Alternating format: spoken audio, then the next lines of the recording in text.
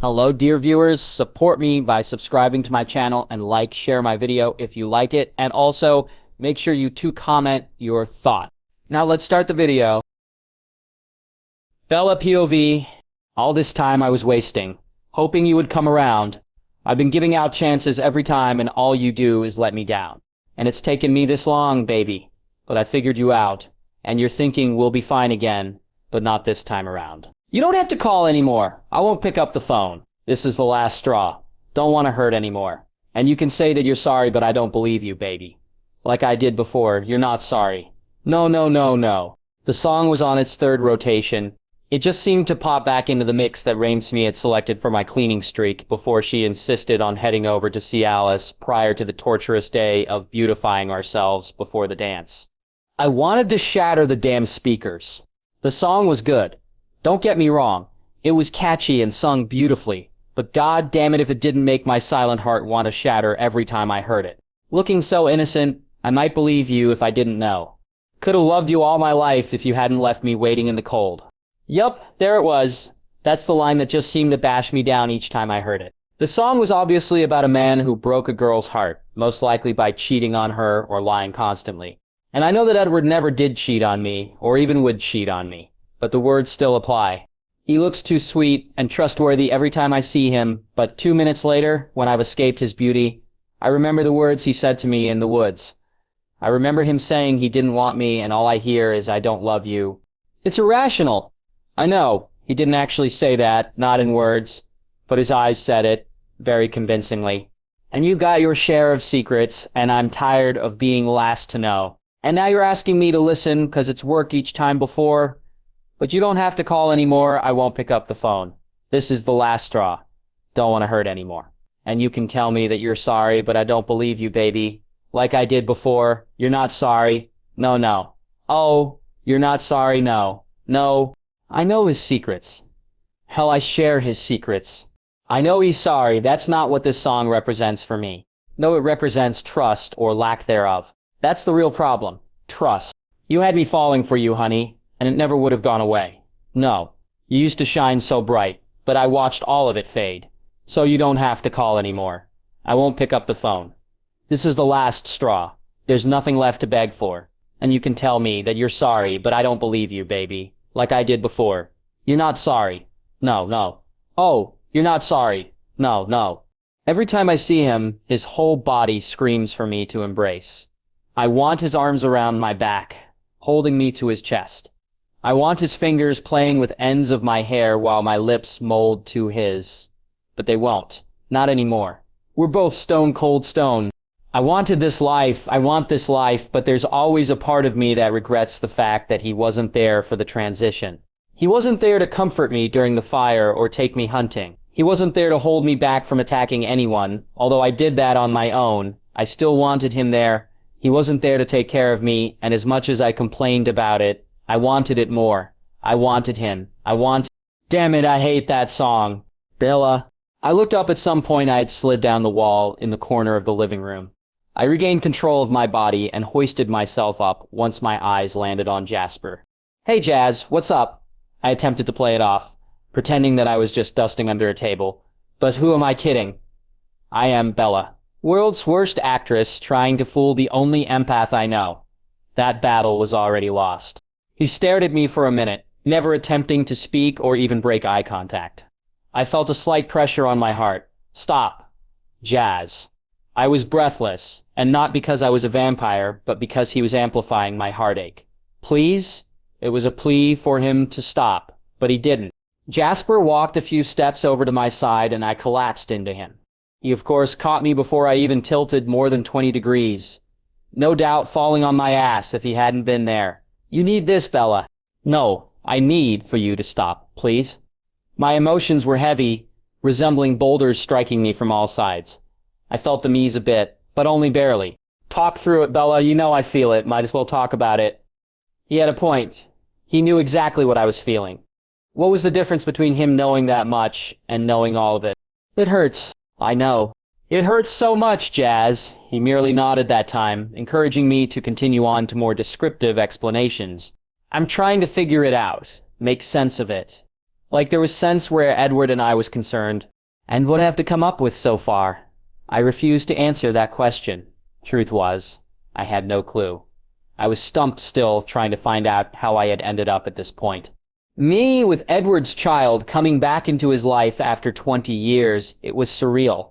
Jasper attempted to crack through my wall again, adding more weight to my emotions. What needs to be figured out, Bella? What questions are at the top of the list? I took a few steadying, yet unnecessary breaths. I need to figure out what I am to him and what he's to me. I need to figure out how this affects Renesmee, and I need to figure out what I couldn't continue. That statement was so ludicrous. It was easy to answer, which was why I made it difficult to state. If I couldn't say it, or think it, then I could deny it. Unfortunately, for me, Jasper understood all too well. You need to figure out what you want, right? Although he formed it as a question, I knew he knew the answer. Hell, if I knew it, then the empath sure as hell did. I nodded once, hoping for him to drop it. If he sensed my hope, he either misinterpreted it or ignored it. Bella, you know what you want him. Just tell him he'll never let you go. But he did once. It came out in a whisper, barely audible to my own ears. He learned his lesson the hard way. Trust me. Jasper's voice was fierce. His conviction to be with you is strong, but you pushing him away is causing his hope to waver. He's scared to death that he hurt you too much, Bella. But you're strong, and you have already forgiven him. Why can't you let yourself try? The question was gentle, as if he really wanted to help. And with it being Jasper, I knew he did. Because I'm scared too, but not just for me. I was scared for Renesmee. What if she lost her dad because of our relationship, or if I lost her? I couldn't lose her. She was the only other thing that held that amount of importance along with Edward. I wouldn't worry about your daughter too much. I think she can take care of herself. He laughed, no doubt thinking of her standing up to several members of the family over the last few days, concerning the dance. He had raced for a video camera when she had taken Alice on. I'm not worried about her getting hurt as much as Edward or me getting hurt because we hurt her. Did that make sense? My brain was jumbled from the emotions. You're afraid she'll choose one of you over the other if it ends badly. It wasn't a question, but I nodded anyways. Give her some credit, Bella. Renesmee is capable of a lot of things, and trust me, she forgives everyone, for everything. Is that all that worries you when it comes to you and Edward?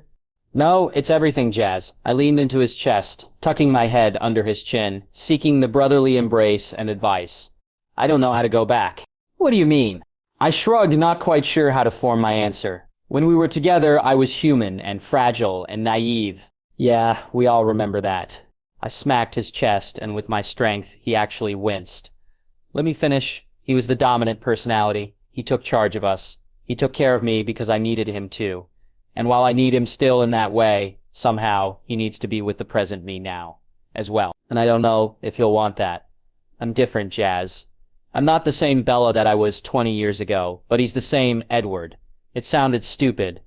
I knew that the minute I uttered the explanation, it was pure crap. What it all came down to was that I was afraid that we weren't compatible anymore, that we just didn't belong together anymore.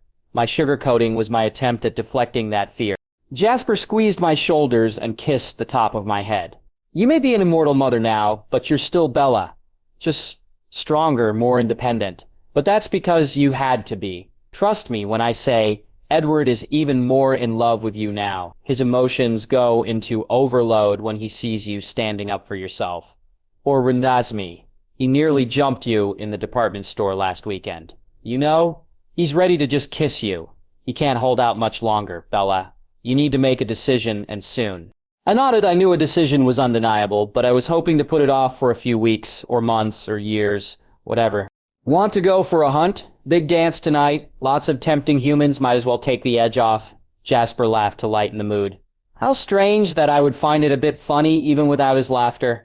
Are you sure it's fair to take out my emotions on the poor, unsuspecting animals? I laughed as we walked out the door. They'd die by the hands of one of our family members anyways. At least you'll make it quick with your frustration. I laughed as I smacked the side of his head.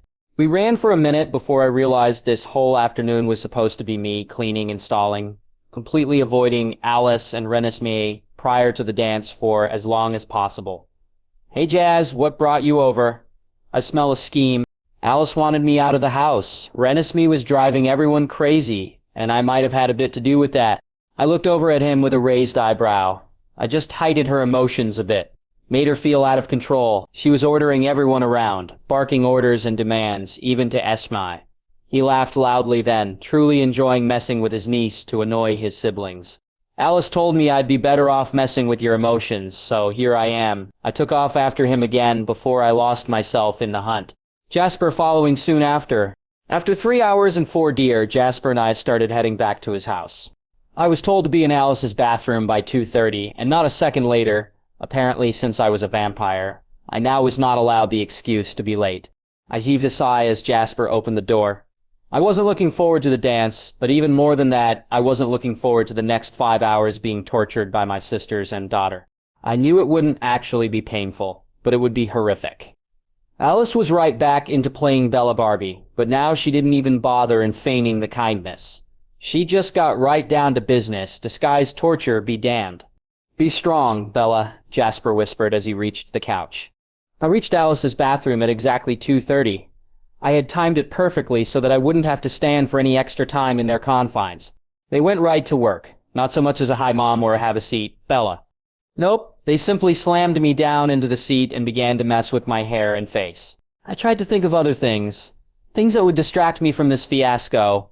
I thought about my parents. They were in their late 50s, early 60s. Now, I couldn't help but wonder what they look like. I thought about Renesmee as a baby. She was adorable. All the cuteness of a baby with the personality of a child. She was my unique little girl. Now she was my teenage captor. Ugh. Okay, happy thoughts. Happy thoughts. I don't know what brought me to the memory, but it's like shutting the gates on a flood. It's already halfway through, so you might as well let it flow. Flashback. I had slept for a few hours. I knew that much. It was still dark outside, and I knew Edward was there. His arms encircled me, holding me as I lay across his chest. I refused to open my eyes to burst my perfect bubble, but I knew that he had to know that I was awake. Even with my calmed breathing, it wasn't close enough to the deep breaths I took while sleeping. He knew. I attempted to stay still as him. After a few minutes, he spoke. Bella, you know that you're a terrible actress. I stayed still, refusing to give up so easily. Bella, honestly, just say something. He was laughing slightly, hoping that I could be coerced into answering him. Again, I stayed as still as was possible for me. Then he began to rub tiny circles on my hip, my bare hip. It all rushed back to me then. We made love last night. Wow, we actually did that. I began to laugh for lack of a better reaction, as I began to realize the coldness of his skin against mine was the reason that I had woken up. What's so funny, love? Nothing. Everything. I don't know. I squeezed my arms around him tighter, and he laughed. I love you, Edward. I couldn't form my thoughts into actual explanations at the moment, but at least I could let him know the reason for my giggles. I should hope so, Bella. We did make love not 5 hours ago. He kept rubbing the circles on my hip, not in a lustful, let's go another round way, but in an I'll love you forever if you let me way. Yes, we did, I muttered, clearly blushing. Is Charlie here yet? The thought came out of nowhere, and now I was sitting straight up in bed, praying that my father wouldn't come in to check on me and then find me naked in bed with my boyfriend of 8 months. That would end beautifully. He's working the overnight shift, remember. He'll be back at 6, and it's only 4:30. Edward kissed my hair. Don't worry, I won't let him see either of us in this condition. Relieved, I nuzzled back into Edward's neck. I was safe there, loved there. I told you that you wouldn't hurt me. I spoke softly, gently. Yes, you did, but I do wish you wouldn't have attacked me so. He laughed to show he wasn't actually mad at me. Whatever, I believe I made my point. It's you and me, Edward. Always. We had started last night in an argument. I know, cliché. I had attempted to seduce him, if you can even call what I did seducing, which he apparently did. I told him that if we were going to spend our lives together, however that may be, we needed to move on physically in the relationship. He was unresponsive, but the heat rose with us, and somehow we just fell into each other. Completely spontaneous, and completely amazing. He moved his hand from my hip up to my rib cage, again in a purely loving way. I winced when he reached the midpoint between my chest and belly button. What? Edward was as far away from me as the bed allowed as he pulled the quilt from my body. He gasped as I touched the purplish bruise forming just over my ribs. Edward reached out slowly, allowing his hand to mask the mark completely. As he pulled away without touching me, I noticed that the mark was in the shape of a hand. His hand, Edward, I worried that he'd feel guilty or try and leave me. His eyes stayed fixed on the mark for several minutes before his mouth moved. "I'm so sorry, Bella. He couldn't finish his statement. I tried to caress his face, but he backed away from me and was now on the floor next to the bed. "Edward, it's okay. It really doesn't. It's okay that I did that to you, that I bruised you, that I hurt you." He was calmer than I expected, but still the anger was evident. "You didn't mean to, I know that. Just like I didn't mean to do that or that either, right?" He pointed to my left hip and right shoulder quickly. There were matching handprints on both spots. I looked to his face and his head hung in shame. I pulled the quilt up and over my one shoulder to mask the marks while I spoke. "It's sore, but I only winced because it was unexpected. I didn't feel pain. Edward, I had no idea I even had bruises." Edward scoffed at me. "Stop. Listen to me." He looked into my eyes, but I could see his reluctance. "I never felt pain last night, except for the expected. You didn't hurt me. I wanted you to hold me, and you did. But it was never painful. You know me? I bruise easily. Please, Edward, don't ruin this by feeling regretful. Please." He looked at me for several minutes, but never spoke. I was at a loss. "I'm sorry, Edward." He moved quickly, so quickly that I didn't see him. "Why are you sorry?" I couldn't help the slow tears that fell as I leaned into Edward's chest. "I'm sorry, I'm human, I'm sorry that I'm weak, and that I bruise and that you are feeling guilty about it. I'm just sorry." "Oh, Bella." He began to rub my back, and while I felt another bruise being touched, I resisted the urge to wince. Thankfully, his cold touch seemed to be soothing it now. "I'm sorry that I upset you. I'm sorry I'm upset. It wasn't my intention to make you cry or feel this way. I should have known better, though. I should have had more restraint." He was fierce in the end of his statement. He really was mad at himself. "Stop it, please, Edward. Just stop blaming yourself. It was perfect, so what if I got a few bruises? It's not like it's uncommon on my body." "True. Please, can we just go back to before we saw the bruises, back to that happy bubble we were in? I was desperate to go back to then." "No, we can't go back." I sighed, feeling the disappointment as he continued. "But I can let it go. I can push it away for the time being. It was probably the best deal I could hope for, but still, I couldn't settle for it." I turned to face him and held his face in my hands. "I want you to push it away, all the blame, all the guilt, all the moodiness. I just want you here with me. I don't want you dwelling on it forever. I don't want you dwelling on it at all. Edward, last night was perfect and beautiful and altogether mind-blowing. Please don't have second thoughts about us. You would never hurt me on purpose, and you didn't. I wanted you to hold me, and I was so happy when you did. Edward, I love you." I kissed his lips while he soaked up my words. After a second, he responded and kissed me with more passion. It didn't last long, and I wasn't surprised when he broke the kiss. He tucked the quilt around my body a bit more, since I was still naked, and stroked my cheek. "Bella, I'm sorry. I'm ruining this for you, for myself. I'm ruining the most important and most wonderful night of my existence. Forgive me, my love." Did he just say most wonderful? Of course. "I won't hurt you like that again." He said it, more for himself, I'm sure, but I chimed in as well. "I know you won't, but don't think we won't be repeating last night's activities." He laughed and pulled me closer. "I didn't even consider that, love." "Good.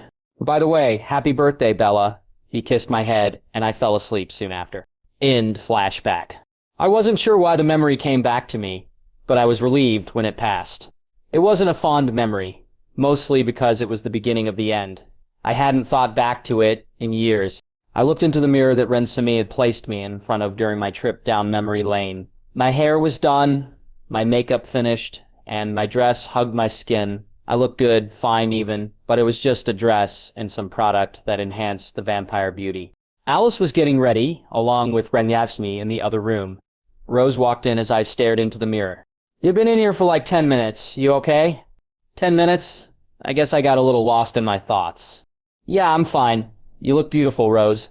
"You do too, Bella." She came to stand by me and looked into the mirror with me. "It's gonna be a good night." She squeezed my shoulder and then walked back into Alice's bedroom. A good night, I whispered, unsure. Emmett, POV. This ride is awkward. No, this ride totally sucks. Alice insisted that we take a limo to the formal to give Nance a traditional formal experience. That part is fine. Unfortunately, after the countless pictures and poses that we all had to stand in at our home, then we had to go pick up Dave, or whatever the hell his name is. Stupid teenage dumbass. Alice insisted, yet again, that those two should get the captain seats near the door, and because they would be at one end of the limo, Bella, Edward, and myself would be at the other. Apparently, we have been deemed the most embarrassing and intimidating. I prefer the term protective, thank you. So here I frickin' sit in between Edward and Bella. They won't talk to each other, and I'm supposed to make them seem normal to the human. Oh, and I'm not allowed to rip his head off if he touches necks. Ugh. Rosy POV. Alright, here it goes. Swallow the pride and suck it up. I walked over to Edward, allowing only remorse to enter my mind. I had a part to play. Whether or not I wanted to play it was still being debated, but honestly, if it made Renesmee happy, I'd do it. I'm a good aunt, I smiled to myself, refocusing on the task at hand. Edward hadn't noticed me yet. He was too focused on watching Bella at the table across from him. She was chatting with Jasper. Edward seemed wistful. Come dance, Edward. He looked to me like I had instantly grown 4 extra arms sprouting from my head, of all places. Not arms, I was thinking you grew a heart, he mumbled, while I resisted the urge to rip his ears off his body. That wouldn't make too much of a scene, right? I smiled as threateningly as possible. Why? He responded. Because it wasn't a good enough answer for him. Because you don't have a dance partner, and this is a dance, Edward. Now get off your ass and dance with me. I rushed to finish the statement. He looked at me questioningly. Dance with Emmett? He's got a dance partner. I pointed to Emmett, escorting Bella out to the floor. This could work in your favor, Edward. I pointed out sweetly. Fine. Edward took my hand and walked out to the opposite side of the dance floor from Emmett and Bella. Yeah, this'll work, Edward. Could you be any further away? Emmett POV. I waited for Jasper to leave Bella's side. We all had a part to play here, and I needed to wait for my cue. Hey, Bells, want to dance with the best-dressed man here? She laughed at my humor. I must admit, I still missed the blush. Damn, it always made it even funnier. No thanks, Emmett. You know how well dancing and I get along. She didn't need to elaborate any further. She was clumsiness turned human when she was human. Oh, please, you're one of us now. You could join the ballet if you wanted to. Come on, baby sister. Dance with your big brother. How could she resist me? I mean, really? Yeah, I'm gonna have to say no, Emmett. No offense. I gave her the puppy dog eyes. Rose had a hard time resisting those. Why don't you ask Rose, Emmett? She's busy. Bella looked at me curiously. Isn't she usually busy with you? I nodded, fighting a smile. She made a good point. Bella. Come on. I'll be your first dance of the night. She hesitated. I knew I was winning her over. One dance? I smiled sheepishly at her for effect. She huffed as she relented, taking my hand. You win. But it would actually be my first dance in over 20 years. She laughed without humor as she settled into my arms. I know people think I'm slow, but it didn't take me long to figure out the last time she had danced, or with whom. Well then, it's an honor, little sister. She laughed again, relaxing her arms and gliding with me like a pro. So, the last time you danced was... I didn't finish my thought. I didn't want to shorten her fuse any more than it was due to being a vampire mother. Her temper sure was something from what I've heard from Alice and Edward. Granted, it wasn't what I would classify as a temper, but it definitely wasn't mousy little Bella. Since prom, yeah, she sighed, obviously reminiscing. I looked past her, seeing Edward dancing with Rosie, although he was barely hiding the fact that he was listening in. Better or worse than this dance? I asked her, pulling her from her thoughts. Different. Can't really compare it, Emmett. I nodded in agreement. It was different. Then they were together, and we all had varying theories of how this all would end up. And by no means did we think Renesmee, my darling, devious niece, would pop into the mix. Rosiel POV. What you're looking at, Eddie? He was staring quite obviously at Emmett and Bella. Nothing? Dismissive? Wonder why? What's she saying to him? I couldn't hear them through the crowd, and with the combined distance, but he wasn't quite as hindered as me with his ability. This is her first dance since prom over 20 years ago, he whispered. And what do you think about that? Because I'd rather guess that she holds that memory closer to her heart, since she hasn't tried to replace it. It wasn't very discreet, but honestly, who am I trying to fool? Edward knows me well enough that I never do anything nice without a reason. I hummed along with the music, masking my thoughts. Edward looked to me then, catching on to some part of the scheme, although without any real proof or ideas. What are you playing at? Why'd you ask me to dance? I sighed, thinking only one thing. Retribution. It's me making amends, Edward. Just deal with it. I sighed again, seeing that he wasn't convinced. I don't take back the things I said, but I know both of you would be happier together, and so would Renesmee. If it was only for you, then I wouldn't bother, but I love Renesmee, and Bella's my sister. It took me too long to figure that all out. Rosier. Wow, stunned into speechlessness. There's a first. I smiled at his expense. Come on, why don't we switch partners? I smiled, hoping he'd get my point. Emmett POV. What ya thinking, Bells? She had been quiet for a few moments, completely lost in thought. Nothing, she smiled. Although I wasn't convinced. What's the matter? I spun her around once, 1.5 rotations so she couldn't see Edward and Rosie, who were still staring in our direction. Nothing, really? Just thinking about the past. Wonder who she's thinking about. I gotta guess. Oh, could you be thinking about Edward by any chance? She actually gasped when I said his name, almost as good as a blush. I had to laugh. Emmett, not now, okay? Not here. I could tell by how her eyes were shifting that she was looking for him, that she was sure he was listening in from somewhere. Fortunately, Edward seemed to be distracted from us at the moment. All right, sorry, Belle. I saw the mist in her eyes. I pushed too far. Stupid Emmett. I pulled her head to my chest and rubbed her back. Sorry, sis, she sighed as I comforted her. I held my little sister for a few minutes till I sensed Rosie approaching. I can't describe the way I feel when she gets close to me. Even without sight, I could feel her there. I tapped Bella on the back to signal that we had company. Whether she liked it or not, Edward was here. I do believe that's my husband. You're cozying up to Bella. Rosier acted all well. Roselike and Bella turned to stare at her. Mind if I take him back? They both smiled at each other as I felt Bella squeeze me before pushing me towards my charming wife. Rose wasted no time ushering me away to the corner of the dance floor that she has previously occupied with Edward. Have fun, you two, she mumbled. Edward POV. She looked beautiful. No, she looked gorgeous. No, even that word couldn't compare to her. I don't think any word could, but still, she was sad. Her eyes were misty and she looked to be remembering something, a distinct memory, what I wouldn't give to see what she's thinking. Ask her to dance, dumbass. Emmett's mind alerted me to the fact that I was still staring as her. She watched as Rosie and Emmett walked away from us, and right before she turned away from me, I spoke. Dance with me. Smooth. Very charming. I chastised myself for the incredibly awkward look I had been rewarded with for the cavalier way I asked her to dance. She bit her lip, just like old times, and I ached to touch her lips, to simply pull the lip from the pressure she was cruelly delivering. Although it didn't matter. She was durable now. Her skin could take it, and no blood would be split over the action. I don't think that's a good idea, Edward. I grabbed her wrist as she turned away from me. I know she felt the electricity. She had to have felt it. She looked at my hand on her wrist. The hand that was splayed upon the mark that, although faded, was still present from her time with James. Her face rose to meet mine, and I lost myself in her golden eyes for a moment. The burnt butterscotch, molten in her eyes. Just a dance, for old time's sake. Please? I'll beg, hell, I'll do anything just to touch her again. She hesitated, looking to my hand on her again. Sighing, she resigned. All right, one dance. I twisted her hand until it fit comfortably into my own. I placed my hand on her lower back. Although I was quickly removed from that destination with my hand placed higher. She placed her hand on my shoulder and I didn't try to fight the smirk that escaped because of her actions. We swayed in silence for a few moments. I tried to focus on the lyrics. Voices were lost while I held Bella in my arms. Hoping for the best, but expecting the worst. Are you gonna drop the bomb or not? Let us die young, or let us live forever.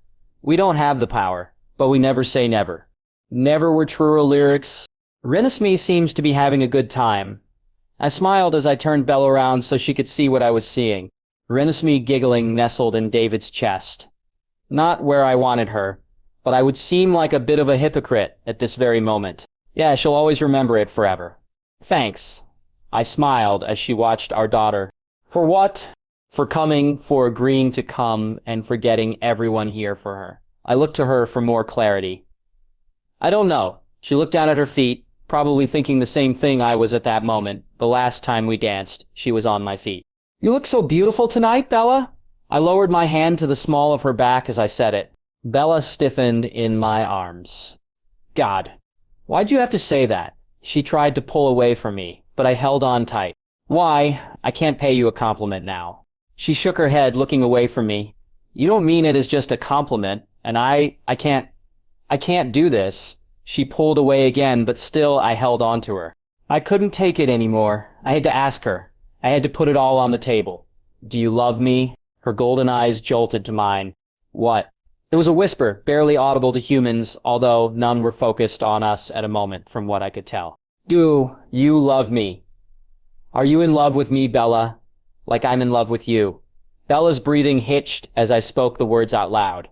I had been holding them in for months now, and now they were pouring out without a filter. She stared into my eyes for an immeasurable amount of time before breaking the stare between us and searching frantically around us for an escape. She was panicked, overwhelmed, but I couldn't force myself to feel guilty about it. Suddenly her eyes stopped searching. She had found something to hold her attention. I looked to where her sight was focused. Alice, Jasper, Rose, Emmett, and Renesmee all stood in the corner staring at us, watching for the fireworks. Their thoughts, not mine. Suddenly I felt Bella stiffen and rip herself from my grasp. She stared into my eyes, eyes that were begging her to understand and wait for an explanation, but she didn't. After a mumbled curse, she was gone. She flew nearly at an inhuman speed, almost blowing our cover. Within a second, I tuned into all of their thoughts. All thoughts in different tones and dialects, but still all shouting the same command at me. Go after her. Renesmee came up behind me, touching my shoulder lightly. Go get her, Daddy. With my confusion boiling under the surface, I ran. Bella POV, do you love me? He had said. Do you love me? Are you in love with me, Bella? Like I'm in love with you? He meant it. I saw his eyes. He truly meant it. But as much as I wanted to smile and tell him yes, I just couldn't. I panicked. I can't explain why. I lost my nerve and began looking for an escape. As much as I don't need oxygen, I couldn't seem to remember that fact when he touched me and said those words. Then I saw them. All of them. Alice and Renesmee, I could understand. But Jasper, Emmett, and Rosie, I thought they were on my side. They had let me talk about my issues, at least in my vague ways. But there they were watching, as he bombarded me with those beautiful words that I pray are true. Confusion was first. I didn't understand anything for a brief moment. Then anger. How could they set me up? Yet it was the third emotion that set me in motion. Wonder. Was he a part of this? Did he use them to set me up? Was I just a pawn, a pitiful Bella being manipulated? That's when I ran. I ripped myself from his grip and ran as fast as I could. There were too many people and too much pressure. Did they really think that would sway me to taking that chance then? To admit my fears and feelings and hope that everything goes smoothly. I may not be human, but I'm still susceptible to those insecurities. Besides, he can't love me anymore. I'm not the same Bella. Once I was out of the gym, I turned right. I planned to head to the opposite side and then just keep going. Hell, I could run to Canada. Hell, I could swim to China. I didn't have a plan, but I had no desire to stay there. I needed a true escape from all of them. But then the rational side decided to speak, and I thought about Renesmee. My beautiful, thoughtful, manipulating, meddling, inconsiderate daughter that will be grounded for the next 20 years because of her involvement. As angry as I was, I couldn't leave her. What kind of impression would that leave? I'd be like him. Just when things get too hard, I leave, just like him. I ended up stopping about a mile away, straight in front of my exit. The trees were huddled together and at the very least, made me feel like I was escaping everything. I bent my knees slowly, slower than humanly possible, and sunk to the ground. I leaned against a large oak which was as wide as 2 Emmets. I nestled my hands in my lap, my dress, a mess with tattered seams lining the forest floor. I couldn't seem to care. as my hair fell from the updo when my head rested upon the trunk. I couldn't place who I was angrier at. I couldn't place who I felt did the least damage to my trust. I couldn't decide how to even attempt to repair the damage. Were Renesmee and Carlisle in on it as well? My head fell into my hands as the thoughts clouded my mind. Then I heard it. One voice calling for me, "Bella, Bella." It was him, and although he would find my easily since I was not moving, I called back after his painfully mumbled please. Over here, short, simple, to the point. But what else do I say? "Oh, thank God, I thought you'd be in another state by now." He ran to my side before bending down to my level. I held my hand out to him, a signal for him to stop. I couldn't allow him to touch me. "Bella, please, just let me explain." I shook my head, cutting his thoughts off. I looked into his eyes and saw the regret, but I couldn't decipher where it was stemming from. After a breath, I asked, "Were you a part of it? Was it your plan?" He sighed, as he scooted to my side. "No, I had no idea that this all was just a scheme of theirs. I didn't even realize till you saw them. I wasn't focusing on their thoughts at the time, and they've been very good about shutting me out lately." I chanced to look into his eyes again, and saw the hope, hoping that I believed, that I understood. "Bella, please believe me. I wouldn't have pursued you like that if I had known I would have." He didn't finish, and although I had a fairly good idea what he was alluding to, I had to know. "You would have what?" I whispered. "I wouldn't have allowed it. I would have told you some other time and been honest with you about all of this." His words rang in my ears. He would have been honest. Honesty, he was being honest about his feelings. I took his hand in mine. It felt so different from the last time that I remember. Although those memories were fuzzy, he squeezed my hand, and I knew that he wouldn't let me go this time. He would sooner rip off his own hand than release it. And truth be told, I'd rather he tear mine from me than let it go from his warm, loving grasp. "You didn't answer me back there. I know you got distracted, but—" he whispered softly, his head getting closer to my face all the while. I put my other hand on his cheek, and he leaned into it, closing his eyes. "I don't." His eyes snapped open, fearful for my answer. I smiled, hoping to reassure him. "I don't know how to give you an easy answer, and I don't want to explain myself halfway. We have to be honest about everything this time." "Listen," he nodded and smiled at me words. The nervousness was still there, but has lessened. "I love you. I've always loved you. There isn't anyone else for me. There never was." He smiled, moving closer to me. Our lips only inches apart. I moved my hand from his cheek to his chest, halting his movement, which only made him look to me in confusion. "You have to listen to everything?" I smiled and ran my hand over his furrowed brow. "I forgive you for lying to me. I forgave you a long time ago. But I'm scared. I won't leave again. Ever," he hissed. Like he couldn't believe that I was still unclear on that fact. "I know you don't want to, and that you truly believe that you won't. But I'm not scared because of that. I know you aren't lying to placate me." I ran my hand from his cheek to his neck and into his hair, nearly forgetting the fact that I was speaking. "But when you left human Bella, and I'm not her anymore. I'm not naive or ignorant or weak. I'm a mom, and I'm scared that you won't see me the same anymore." He opened his mouth to deter me, but I stopped him by placing my hand over his supple lips. "You promised to listen, and you've interrupted me 3 times now. Stop it." I removed my hand, only to receive his beautiful, dazzling smirk. He nodded, and I continued. "You're the same person, Edward. You're exactly who I feel in love with. But I'm not." I took a deep breath. "What if you don't love me as much anymore? All I can think of is what will happen if that is true. What am I supposed to do when you tell me one morning that it's not the same? I can't just stay with you all for Renesmee's sake. I can't watch as you find another mate. I can't go through that heartbreak again. I can't survive that again, and I can't lose Renesmee. I'm scared that you won't want me now that I'm not who you fell in love with so long ago." The tears were burning my eyes, seeking the impossible release. I looked into his eyes and saw the question. He wanted to talk, but wasn't about to interrupt me again. I took a deep breath again, willing the tears to dissipate. "I can't lose you again, Edward." I leaned into his chest, tucking my head under his chin. "Oh, Bella," he sighed. "Can I talk now?" I chuckled, holding on to dear life, and nodded my head. "Bella, you're not getting rid of me. I'm not leaving you, ever. I'm glad you told me why you're afraid. It makes sense now, but honestly, that is the worst theory you have ever come up with. I think radioactive spiders were better.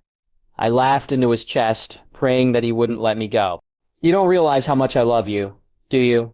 Bella, it's not whether you're a human or a vampire, or if you're a young 18-year-old or a nearly 40-year-old, trapped in an 18-year-old's body. It's your heart, your soul that I love, and honestly, you haven't changed as much as you think you have. I thought we didn't have souls, I mumbled. While I still believed as I did when I was human, I was anxious for him to yield to my point of view. Should have seen that coming, he mumbled right back. How could I question whether we had souls when we created our daughter? Bella, you're still you, you're just more durable and a little more independent. He kissed my hair and began to rub my back. I attempted to pull back. There was one thing left I needed to do. My explanation was incomplete, but he refused to let me budge. Edward, could you let me move? No, I'm not letting you go, Bella. You're not getting away from me this time, he whispered into my hair, laughing all the while. It's okay, that's fine. But I was really hoping to kiss you. Is that not allowed? He jerked at my words, and suddenly I was released. I smiled at his reaction and leaned into his lips. They weren't hard stone anymore, but soft, like mine used to be. There wasn't such a contrast now. His lips parted. Never in my time with him had his lips done that. I tasted him, his honey, Edward taste.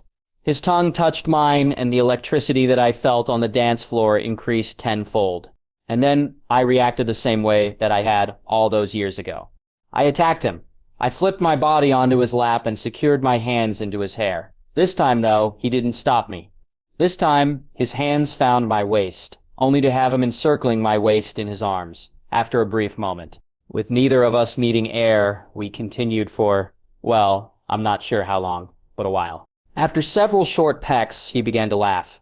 What's so funny? I encouraged as I pulled his face to look at me. A move that wouldn't have been possible so long ago.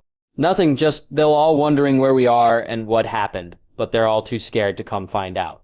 They are terrified of you, and apparently Alice has seen at least one vision of me verbally and physically assaulting the lot of them. He chuckled once more as I relaxed. Do they know? I didn't need to expand. Not with him. He knew me well enough to guess at what I was thinking. Not at all. Renesmee is screwing up her ability. Every time Renesmee makes a different decision, all the visions alter. And because Renesmee wants to find us, she has no clue in what state we'll be found. I raised my eyebrow. Relationship-wise, he laughed again, kissing my lips lightly. Do we have to tell them? I uttered the words before thinking it out. Without a proper explanation formed, Edward looked at me curiously. What do you mean? They're bound to emerge eventually, and then they'll know. No second thoughts? He hands held onto my sides just a bit tighter as the words left his lips. I leaned into him, whispering in his ear. Not at all. I pulled back and cradled his face in my hands. But I want this to ourselves. For a while, and I kind of want to teach them a lesson. I don't like the fact that they think they can manipulate us. Technically, they did, he stated. I hit his chest, and for once, I felt no pain from the action. They don't need to know that, at least not yet. I say we let them think it blew up in their faces. Bella, I don't know. He looked to be in pain as he spoke the words, so I stroked his face, hoping to calm him. I don't want to be away from you, and we'd have to be, to keep Alice's visions blocked. It'll just be for a little while. I don't want to be away from you for too long either. My heart couldn't take it, I whispered, knowing the truth in the statement. You're not that good of an actress, he mumbled, trying uselessly to deter me from my plan. I pulled myself back. I gripped his hands and pulled us both up effortlessly. Excuse me? I have been acting like an emancipated minor and sister for nearly 14 years now. And I follow a story similar to that as well. You observed the technique. I'm sure many found some of your lies less than believable. How often do you actually eat the food that you're pretending to consume? He smirked, holding on to my hands like they were a lifeline. No fair. Turn my anger towards you and you won't be nearly as happy, Edward. I warned. I'm just saying that you'd probably unearth your own plan while lying, he smiled, dazzling me momentarily before I regained my determination. You want to bet? I bet that I'll keep the secret better than you. In fact, I bet that you'll blow it before I do. I smiled, knowing how he was just as much a sucker for bets as Emmett. The glare was proof enough that he was on board, but he still tried to speak to me as if it wasn't an option. Is this a punishment for them or me? I stepped closer, tracing his lapels and tie as I spoke. It's a point that I'm trying to make to them and favor that I want you to help me with. What are your terms? He relented. If you lose, we take this slow. I need slow, Edward. I can't jump back into us too quickly, hence the bet. I admitted. Edward sighed, knowing he was playing this game whether he liked it or not. Okay, deal. But if you lose, then we go to Renesmee and take it slow, there, alone. I lifted my eyebrow. We'll take it slow, I promise. But we'll stay there for the duration, even if it takes years. He winked. Deal. I kissed his lips. So soft and sweet. All right, I'm off, and you didn't catch me, I said before running off into the woods. Ho. It had been 2 days. 2 days since formal. 2 days since Edward and I decided to be us again. 2 days since we convinced the rest of the family we never would be and that we were angry with them. 2 days since I had kissed Edward. 2 days since I had seen or spoken to Edward. It had been a very long 2 days. I hadn't heard exactly what happened when Edward went back to them. I know they hadn't figured it out, and that they believed we were unfixable. I'm not sure how Edward convinced them, but he did. I was thankful and regretful at the same time. I wanted to be with him, but I also wanted to win. I couldn't think of anything to do to distract myself. Ultimately, I ended up in my room, while Renesmee slept the night away, lying in my bed just thinking about Edward. We couldn't be around each other if we wanted to teach them all to mind their own business. And as much as I was regretting that decision right now, I had to admit that both Alice and Renesmee needed to learn this lesson. I closed my eyes thinking about how happy Edward looked when I finally let go of all my issues. He is so gorgeous when he smiles. There was a loud tapping at my window, followed by the window being creaked open. I didn't open my eyes. I knew it was Edward. Although he was usually quieter, his scent struck my senses, and I was immediately at peace again. What are you doing here? I whispered. Renesmee is asleep, and the rest of the family is hunting, and I missed you, he confessed. I felt my smile grow larger. I missed you too, Edward. Come here. I patted the space beside me, so he could lie down as well.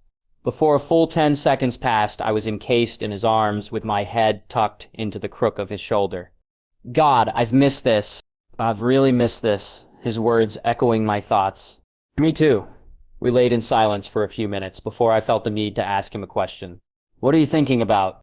He chuckled, causing my arm that had been placed over his chest to shake slightly. That used to be my line. Well, if you tell me, maybe you'll be granted the same courtesy, I stupidly promised. That is tempting.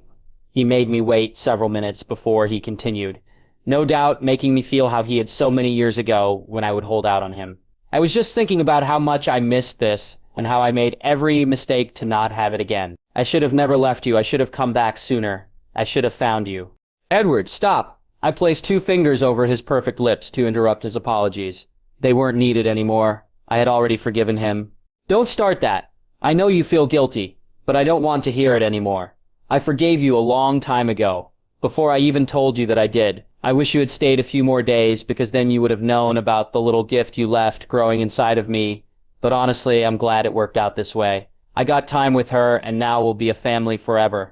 It sounded more heartless than I meant for it to. I truly wished he had been with Renesmee and me for the past 20 years, but I liked how my life had progressed to this point.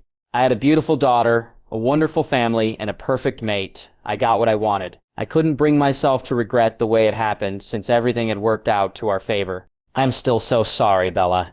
He held me tighter, like he was afraid I'd evaporate in his arms. Fine, but stop apologizing, or I'm kicking your ass out that window. I glared at him playfully, hoping he would just relax and enjoy the moment with me. Okay, I was also thinking that I wanted to kiss you. There's the Edward love. Now, that's what I wanted to hear. I pulled his face to mine and took over his lips with my own. He sighed and actually purred as our tongues danced. I pulled away after a few minutes before it could go any farther than I wanted at the moment. Now what were you thinking about? He whispered into my hair. Damn, how are you not distracted? I looked into his eyes, looking for an answer. Practice. Sure. I playfully pushed him into the pillow and resumed my spot in the crook of his shoulder. You honestly want to know? I do. I was wondering if you missed it. I confessed. Missed. What? I sighed, wishing I didn't have to explain it. I'm here in your arms, the best place in the world ever. But I was wondering if you missed how it used to be when I was human. You know, my breathing, my heartbeat, my softness, my blush, my sleep talking. He tucked a lock of my hair behind my ear, stopping my rambling. You are still just as absurd. You know that. You think I miss those things. You really want to know. Yes, I willed myself to be strong, expecting the worst. You still breathe, Bella, and it still feels amazing when your breath washes over my face. But I definitely don't miss you requiring regular breaths. For instance, now I can kiss you without worrying about you passing out on me. He turned my head to softly kiss my lips.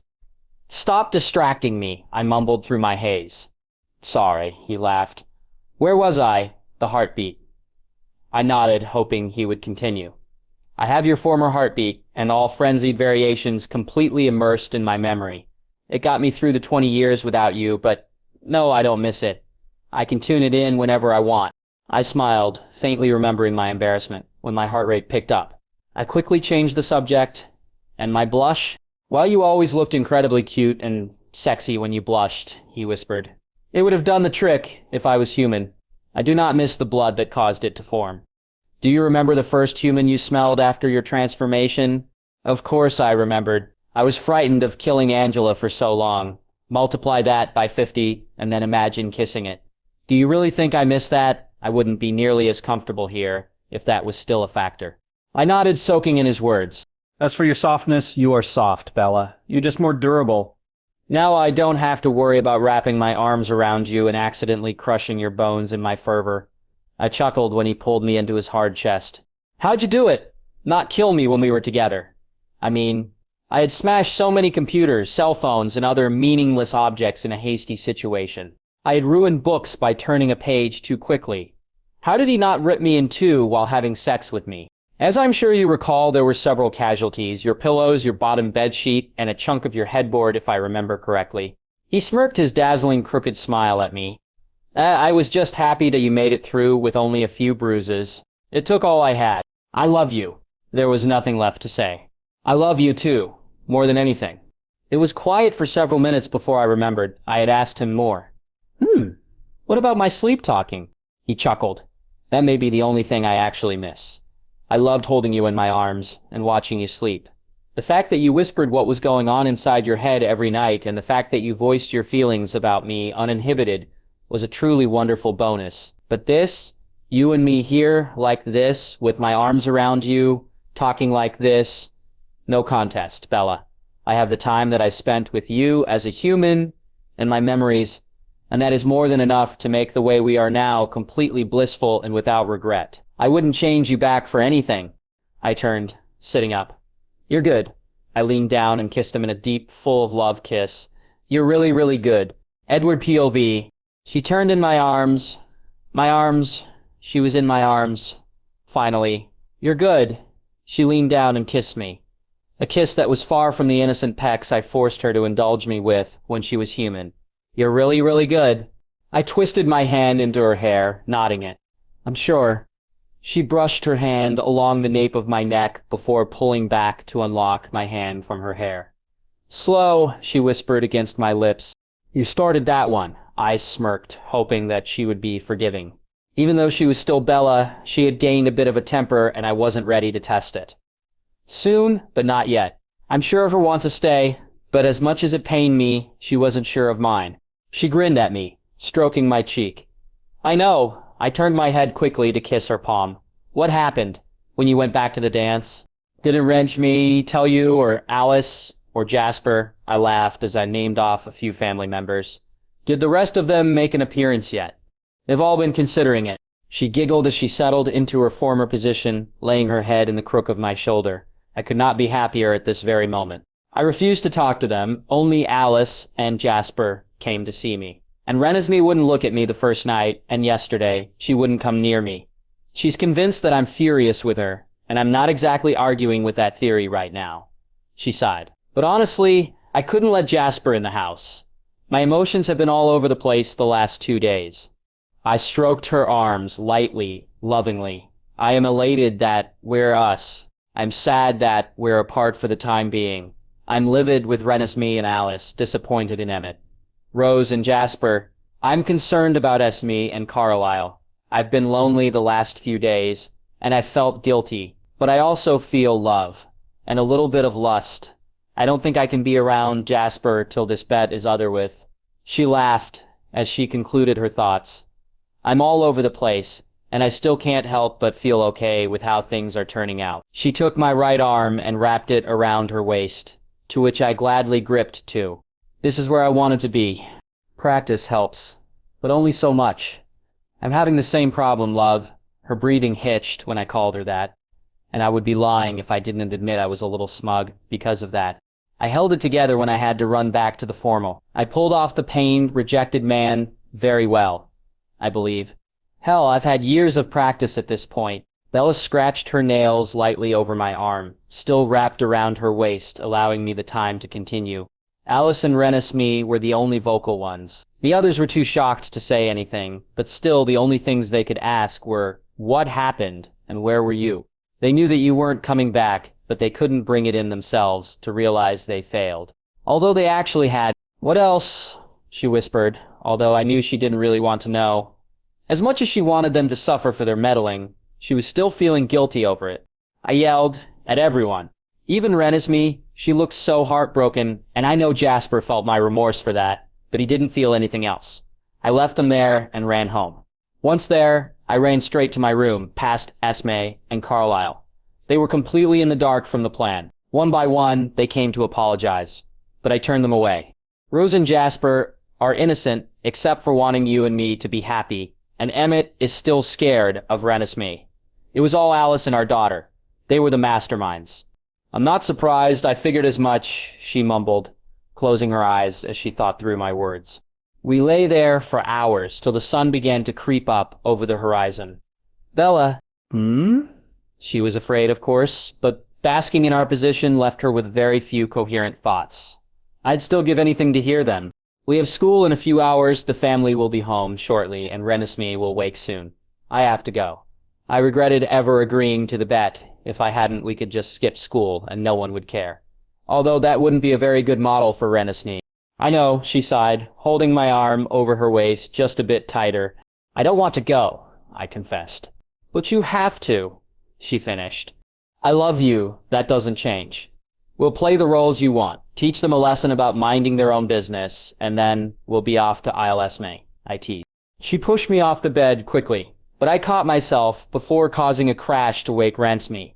"We'll see, Edward." She closed in on me as I backed away. "Hold still," she pleaded. I immediately halted my movements to be rewarded with a kiss. A kiss that would have to last the next 18 hours at least.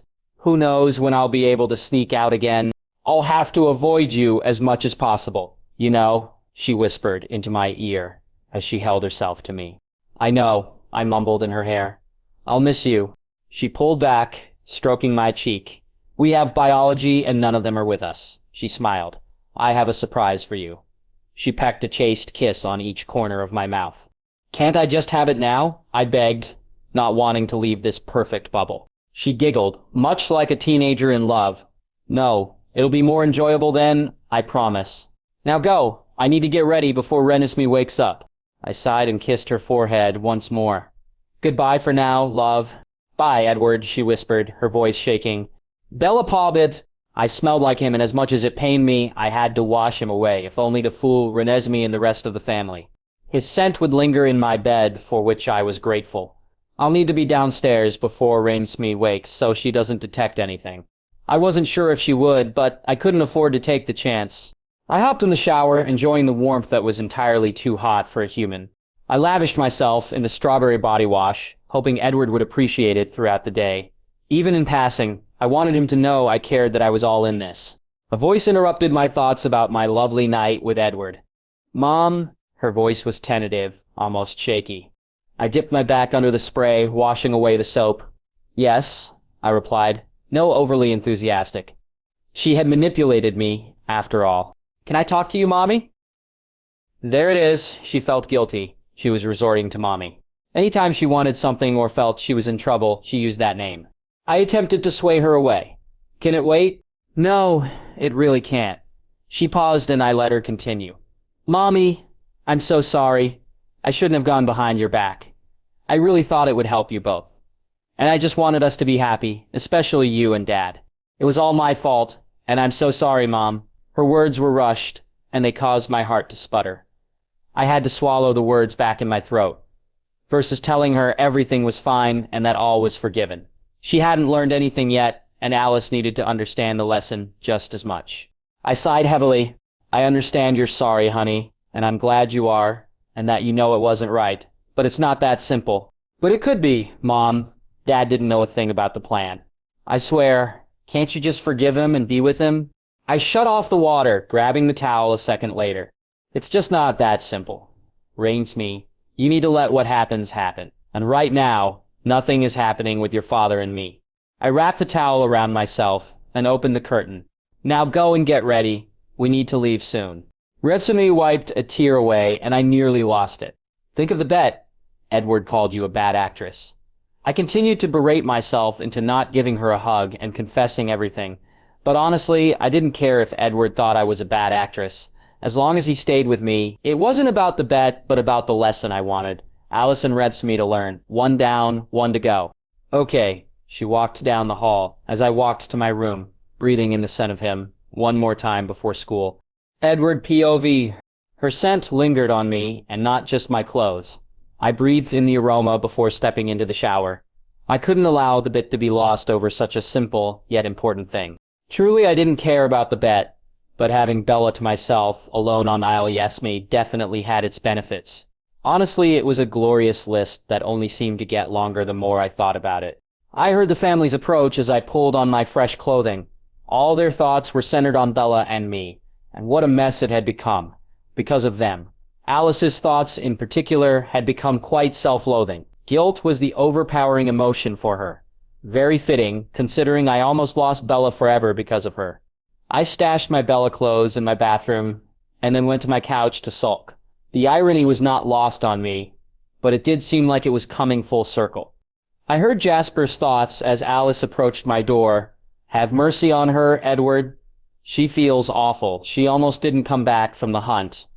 I felt bad for a split second before I realized that she would get a reprieve. Eventually, Edward, she spoke aloud before thinking the rest of her statement to me. Can I please talk to you before we go to school? If you must. Jasper felt my defiance and assumed that I was still furious with her because Bella had turned me away.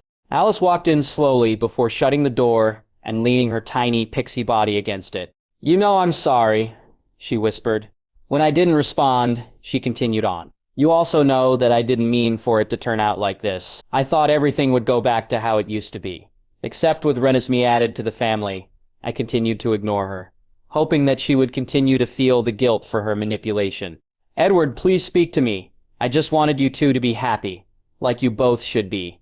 Together. She loves you, I'm sure of it, she said fiercely, as if she was convincing herself as well as me. I looked up from my stoic pose, showing nothing but sadness.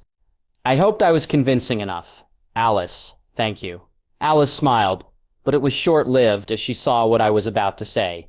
But it doesn't change a thing. You caused Bella to make up her mind about us, and you caused her to give up on me. She thinks I betrayed her. And now, I swallowed unnecessarily before I uttered the next words. Now she doesn't want me. And that is thanks to you. I'm going to need time before I can forgive you for that, Alice. I rose to my feet and walked towards her. She moved out of my way, seeing that I was headed to school. You all can ride in Emmett's truck today. I think it would be best. If only for my emotional sanity. The morning passed at an exceedingly slow pace. I honestly wasn't sure if I was coming or going during the day. I counted the minutes, held the seconds, till biology with Bella. Having no classes in the morning with the rest of the family besides Renesmee was a plus in this situation, considering I didn't need to hide my feelings or conceal the dopey look in my eyes. Renesmee had avoided me until the end of class. Clearly she was still upset with the fact that I had scolded her. Actually, it was more of a yelling guilt trip, but she seemed to favor the first classification. After Mr. Haskell dismissed class, Renesmee approached me. Dad? She mumbled. I looked at her and gave her a heartbroken smile. Daddy, I'm so sorry. She felt horrible, that much I could sense from her thoughts. I pushed her hair behind her ear. To anyone else, it might look romantic, But here was my daughter feeling horrible, and even though this was the idea, I wanted to comfort her. I know you're sorry, Ness, but what's done is done. Learn from this. I am. I pressed a soft kiss to her forehead and left the room. I'll talk to you soon, baby. Biology.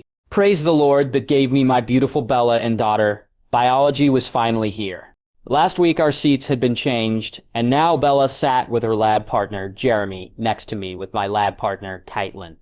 Originally, I had been jealous of Jeremy, and in all honesty, I had sincerely considered scaring him into ditching on more than one occasion when he looked at specific parts of Bella's body for longer than I liked. But once Caitlin had moved to Englewood, he was smitten, and my hatred for him lessened, but only minimally. Bella came to sit by myself, and Jeremy, she smiled, passing me a note. I'm writing this while Renesmee and I are in gym. I know we can't talk. If this doesn't work, I'm sorry, and I'll explain some other time. If it does, keep the reaction low-key. It was simple and could possibly be taken in several different ways. No doubt she was hoping that Alice wouldn't see the note because she had been with Renesmee when she wrote it, but was covering her bases just in case. I looked to Bella and nodded slightly. The corner of her beautiful mouth turned up before she scurried to write notes concerning mitosis, the topic we were studying. After a moment, she held her pen still over the half-page of notes, and her eyes closed slightly. To anyone else, she appeared to be paying attention to the lecture, but I knew better. After a few moments, I began to wonder what she had planned, and if she was even trying to surprise me anymore. And then it happened. Edward? I jolted back in my seat, and she hid her giggle before the other students noticed. I take it you can hear me. I whispered a yes, so low, no one else would hear. She smiled before continuing in concentration. I didn't know if it would work, but I have been practicing with the shield, but without a test dummy I wasn't sure if I was actually making any progress. Well, this is definitely progress. I'm pretty positive that Alice cannot see us having a silent conversation, so please do not talk back. I nodded slightly to show I understood. However, if she stopped, I may not follow those instructions. After another smile, she continued. I miss you already, Edward. I'm sorry this is hard on us. I almost lost it this morning with Renesmee, but apparently I am a good actress, after all, because she was none the wiser. I sighed at her teasing, knowing it was all in a joking manner. I do believe we will be staying locally when this is all said and done. She couldn't contain the laugh, but covered it up with a cough within a second. I love you for coming to see me last night. I take it they didn't suspect anything.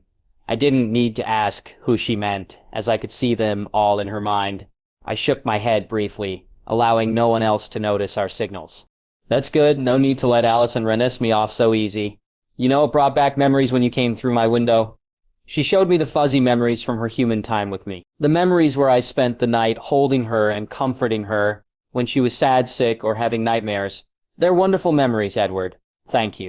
After that, she showed me more memories from our past, several that I had ingrained within my own memory for safekeeping. Times that I used to reflect upon as my happiest moments in my long existence. It was fantastic knowing these were her favorite moments as well. With 10 minutes left in our class period, Bella paused. I looked to her fully, forgetting our current relationship status. Edward, Alice, I turned quickly, resuming our former positions. Edward, I need to tell you something. Something that I lied about. Something important, and I need to tell you before we go any further. I don't want you turning away from me because of it, and if you do, I won't be able to take it. I nearly grasped her in my arms and whispered how that would never happen. Instead, I whispered a go-ahead. Bella took an unnecessary breath. When I told you about how I was transformed, I didn't tell you everything. I had pulled 2 syringes of venom out before Angela came over. When I went into labor, I told her to bring both over, but I didn't tell her what they were or what they were for. She showed me the memory, although it was hard to decipher because of her pain and anxiety as human. I tried to justify it to myself that I didn't know how much venom was needed to change, or that if one didn't work, I'd have a backup. The truth was, I just couldn't decide which to use. Alice seemed like the right decision. She helped me through the toughest of times without even knowing it. She is my best friend. It seemed fitting, but I held my breath, expecting what was coming, but fearful, still. But I couldn't put yours back. I couldn't let you go. She loved me then, even when I didn't give her a reason to. Even when she was going through hell because of me.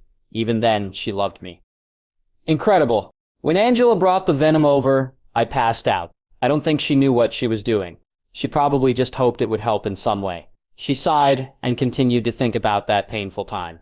I woke when she plunged one of the syringes into my leg. Once she took Renesmee away, I plunged the other into my heart, and then began the change. She hesitated, unable to put into words the answer to the question we both recognized. I longed to stroke her hand, and if we had been alone, I may not have been able to resist. Alice be damned. Edward, she began. It was yours. It was your venom that went into my heart, that flows through my heart. You're a part of me, emotionally, physically, and in every other way. I couldn't breathe. It might not have been her intent, but she had a part of me pulsing through her for eternity. I began to think of all the other things we shared. A family, a daughter, and hopefully a long life. As if she was reading my thoughts, she continued.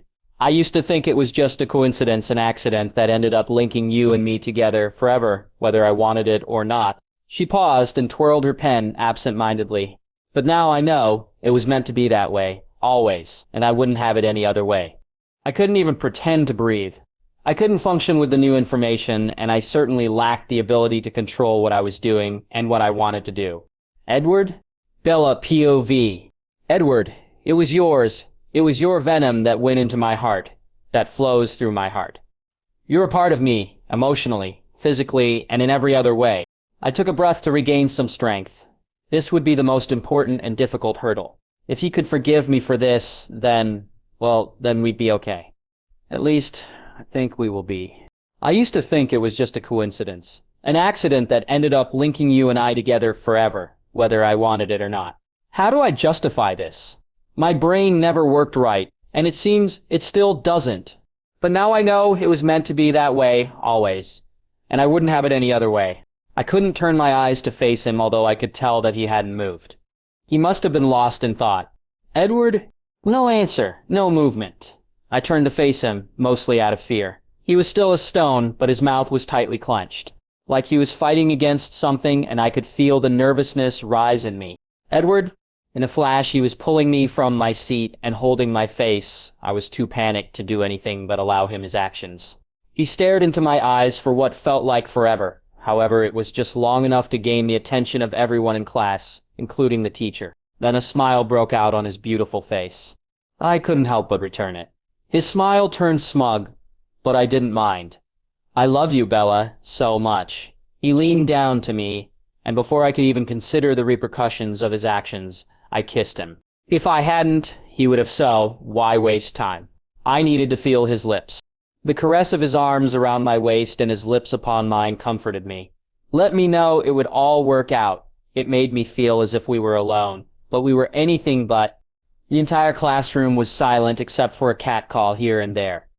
I'm sure Edward could hear other comments, but then again he was probably a bit distracted with our previous conversation and thoughts. After a moment, Edward pulled back. I expected to see horror or shock, or even an "oh crap, what'd I do" look, but he just looked happy and still a bit smug. I shook my head at him for a few reasons. 1, his dopey grin was just too sexy and sly to resist. 2, he blew it, and I totally won the bet. 3rd, I needed to relay a message away from our audience. I'm going to storm off to get out of here, play the rejected guy one more time, and meet me by the Volvo. I emphasized the 1 to let him know it would be the very last time. I was tired of the games of hiding. His eyes looked down, then up, to show me he understood. And with that I yelled, Jesus, we're in a classroom, and you just attack me. Get away from me. I mumbled an exiting line for good measure, and for my own pleasure. Just because it's a boring class doesn't mean you have to provide your own excitement. I slammed the door and ran to the parking lot, avoiding both the east and south halls which held the rest of the family scattered among classrooms. I considered picking the lock on the Volvo, but ultimately decided against it. I really didn't need Edward upset about me hurting his car after a kiss like that. I wanted no distractions since I intended to repeat that kind of kiss over and over again before the day was through. Is that the only reason you won't mess with my car? Edward pulled my back against his chest while winding his arms around my waist, and I immediately relaxed. I turned my head to kiss his neck, and he purred, which was unexpected but strangely electrifying. And now that you're here, we can go, so no Grand Theft Auto for me. I twisted further and kissed his lips before pulling away and racing over to the passenger side. Does she know? Edward laughed as we simultaneously entered the car and sped off down the street. Of course she knows, and she's speechless. As I ran through the front doors, she was recounting all her previous visions looking for answers. She's got none. He pulled my hand over with his and refused to let go. Not that I minded in the least. So, where to? I whispered in his ear as I leaned onto his side of the car to kiss behind his ear. Edward held my hand tightly as he groaned, trying to focus on the road. Well, in the long run, Renesmee. But immediately I believe you can decide. Wait, what? I won, Edward, so no Renesmee. Maybe someday, but not now. Laughing, Edward spoke again. No, my sweet, you kissed me. I won. So whenever I can whisk you off, we'll be gone to the island alone and together. He turned quickly to kiss my lips, stopping all train of thought for a brief moment. By the time I collected my brain cells and put them back in a reasonable order, he was focused back on the road. I thought about the bet and his actions. No, he broke the charade first by running to me and pulling from my seat. I won. No, Edward, you grabbed me from my seat and told me you loved me. You broke the ruse. I won, and I decided to give you a consolation prize for your efforts. I stroked his hair with my fingertips, which caused his head to lean back and a purr to rise in his throat. Again, I smiled at my efforts. An apparent success. I whispered, Sorry you misunderstood. The car swerved onto the shoulder and the Volvo's engine was cut before I realized his foot had shifted to the brake. Damn, he was a bit faster. Then I was pulled from my seat and placed on his lap with both his arms linked to the steering wheel, effectively restraining my waist. Okay, a lot faster. His head ducked to my neck and he began to slide his nose up to just below my hairline and in direct contact with my ear. Bella, love, I do not want to fight. However, I will tie you to my back and swim to Renesmee. I smiled at his threat. I'll hold you hostage till you get over this nonsense and take it slow with me. I gulped, a non-existent human habit that I apparently still committed when nervous. Who knew? I pulled his head up to my own and pressed my forehead against his. Okay, maybe a truce would be better. Edward glared but nodded for me to continue. I may have jumped a bit too soon, and you may have led me to my actions. Edward released the wheel, but simply moved his hands to move up and down my back. I think we need to spend some time together. Alone. His eyes rose and I swear they twinkled. But I don't want to disappear for months or years, and we will if we go there. I knew myself. I knew that a secluded beach with a glittering, doting Edward was not something I would give up easily. Bella, Edward sighed, dropping his head in defeat to my shoulder. He was like a 4-year-old that just got told his trip to Disney was put off till next summer. I giggled as I stroked my fingers through his hair a few times. I bent my lips next to his ear. Edward, I whispered. He sighed again, but began to softly kiss my shoulder in response. I laughed loudly and began to finish my earlier point. We still need to talk and just spend some time together alone. Why not a weekend away? Starting now? His eyes rose to mine and the sly smile returned. It's Monday. Okay, a week away. I giggled as his smile grew, but still slow, but maybe a bit faster than previously discussed. Why? He was suspicious and grateful all at once. Because you understand and you forgave me for holding out on you, and I have to believe that that means something more for us. I confessed as I looked at the roof of the Volvo, as if it was an approaching storm cloud. It does. It means everything, he whispered into my hair as he hugged me close. Bella POV. We had been driving for a long time. I wasn't sure how long we had been driving, but it was dark now.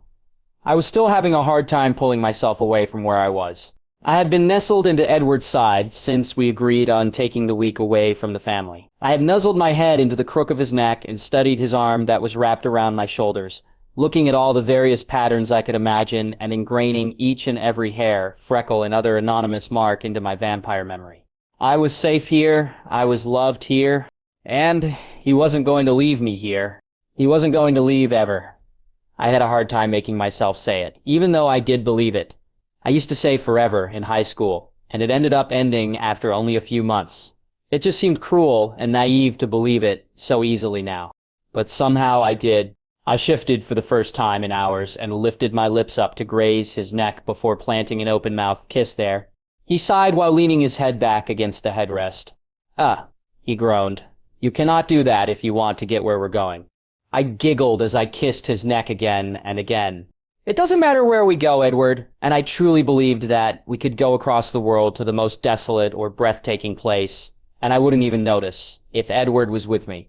Edward groaned once more before sliding me to the opposite side of the car. I tried to discourage this. Hell, I would have jumped into his lap if not for the damage it would cause. The car if we had crashed because of my actions. Don't give me that look, he smiled as he stroked down my forehead to my cheek. You'll like where we're going, I promise. I couldn't argue with the light shining in his eyes. He was excited, and I couldn't take that away.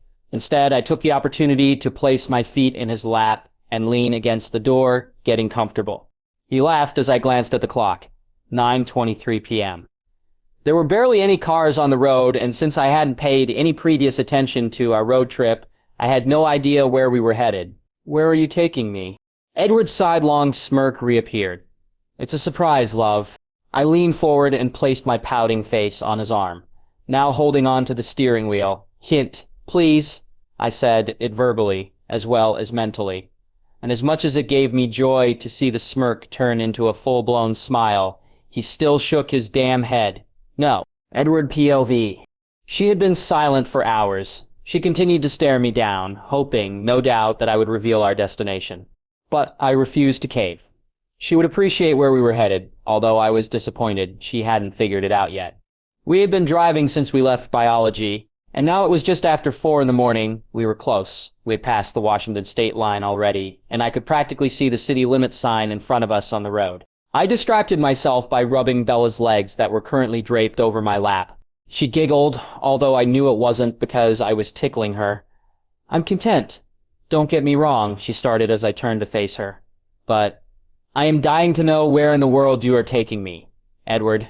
I smiled, but didn't say a thing because, honestly, we would be seeing that Welcome to Fork sign any moment now.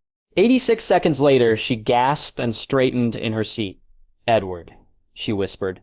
Oh, Edward. She saw it, but she was silent after that. Did she like the surprise? Was she happy coming back to Forks? Was she angry? Was she afraid? Did she hate it here now? Did I do something terribly stupid? I turned and saw the tears welling in her eyes, but ultimately not falling. Again, I panicked as I pulled the car over. Bella? What? Please tell me what you're thinking. Please. She wouldn't look at me. Instead, she was completely engrossed in looking at the forest around us. I cannot believe you brought us here. She spoke through her mind. I hesitated, trying to decipher her indecipherable tone. Is it okay? She turned to me then. It's fine. This is wonderful, Edward. I sighed in relief, even with a slight hesitation, as she flung her arms around me and tucked her head under my chin. She stayed there for a long time, and I had no intention of letting her go. We approached the door slowly, even if we were humans, slowly.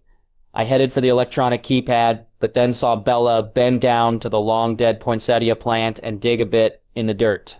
I tilted my head, wondering what she was doing, but then I saw the dull silver key. That's how you got in. When I wasn't here, you used the spare Esme left? She nodded her head as she looked down to put the key into the lock. Once we were through the door, Bella froze and I nearly crashed into her. Love? I whispered after a moment, slipping my arms over her own and encasing her shoulders. She kept her eyes gazing over everything still within the house. I haven't been here in 18 years. And you haven't been here with me since you... She didn't finish her statement. But I knew what she meant. Since I left her, I placed my chin on her shoulder and leaned in to whisper in her ear. I'm sorry, Bella. Do you want to leave? She turned to face me, quicker than I expected. No, she leaned up to kiss me. No, this is weird for some reason, you know? I nodded my head as she continued to look around the living room. After a moment, she gripped my hand and led me to the stairs. I want to show you something. We passed by several bedrooms before stopping in front of Carlisle's former study. She turned to face me, then kissed me before opening the door and pulling me inside. Immediately, I knew what she was showing me. This is the place where she gave birth to our baby. The place where she burned. The place where she died. She walked to the window, and after touching the glass briefly, she leaned against it, and we locked eyes. This is it. I didn't phrase it as a question, and she didn't answer it either. You disposed of it all. That she nodded. The scent of her human blood was faint, but still lingered even after 20 years. Are you okay? I hadn't realized that she was the one who spoke. It easily could have been me asking her that very same thing. But here I was, being consoled by her, where she had burned. You died here, I whispered, barely understanding the words I had spoken. Bella walked over slowly, and then grasped both of my hands. No, I changed here, Edward. There's a difference. If I had died, you and I wouldn't be together now. She pushed both of her hands through me hair, scratching at my scalp to put me at ease. Come here. She led the way, and although I knew exactly where we were going, I stayed silent. Bella opened the door to my old bedroom and then eased me through the door and down onto the couch. She didn't waste a second before curling up next to me. I smiled as she looked at me critically. Sorry, old habits, I mumbled. I know, she whispered in my ear before changing her position to straddling my lap. I'm not dead though, Edward. I'm just like you. And I'm thrilled about that, I tried to explain. But she silenced me by holding her hand over my mouth. Are you happy? You're not mad at me at all. If you are, it's okay. I just need to know. No secrets, you know. You're okay with what I told you? I should have interrupted her, but I was too dumbstruck to understand why she was saying those ridiculous questions to me of all people. What? She looked to the ceiling, and I saw the tears again. She gasped from taking in such a large breath. You're not mad? What for? I couldn't fathom a reason I would be upset with her. She was perfect, and she took me back. There would never be a reason for me to be mad at her. For lying to you. For hiding from you. She spoke as if it was obvious, but I was shocked. I held her face in my hands until her eyes focused in on mine. Never, I spoke fiercely. I could never be mad at you, Bella, and absolutely not for those reasons.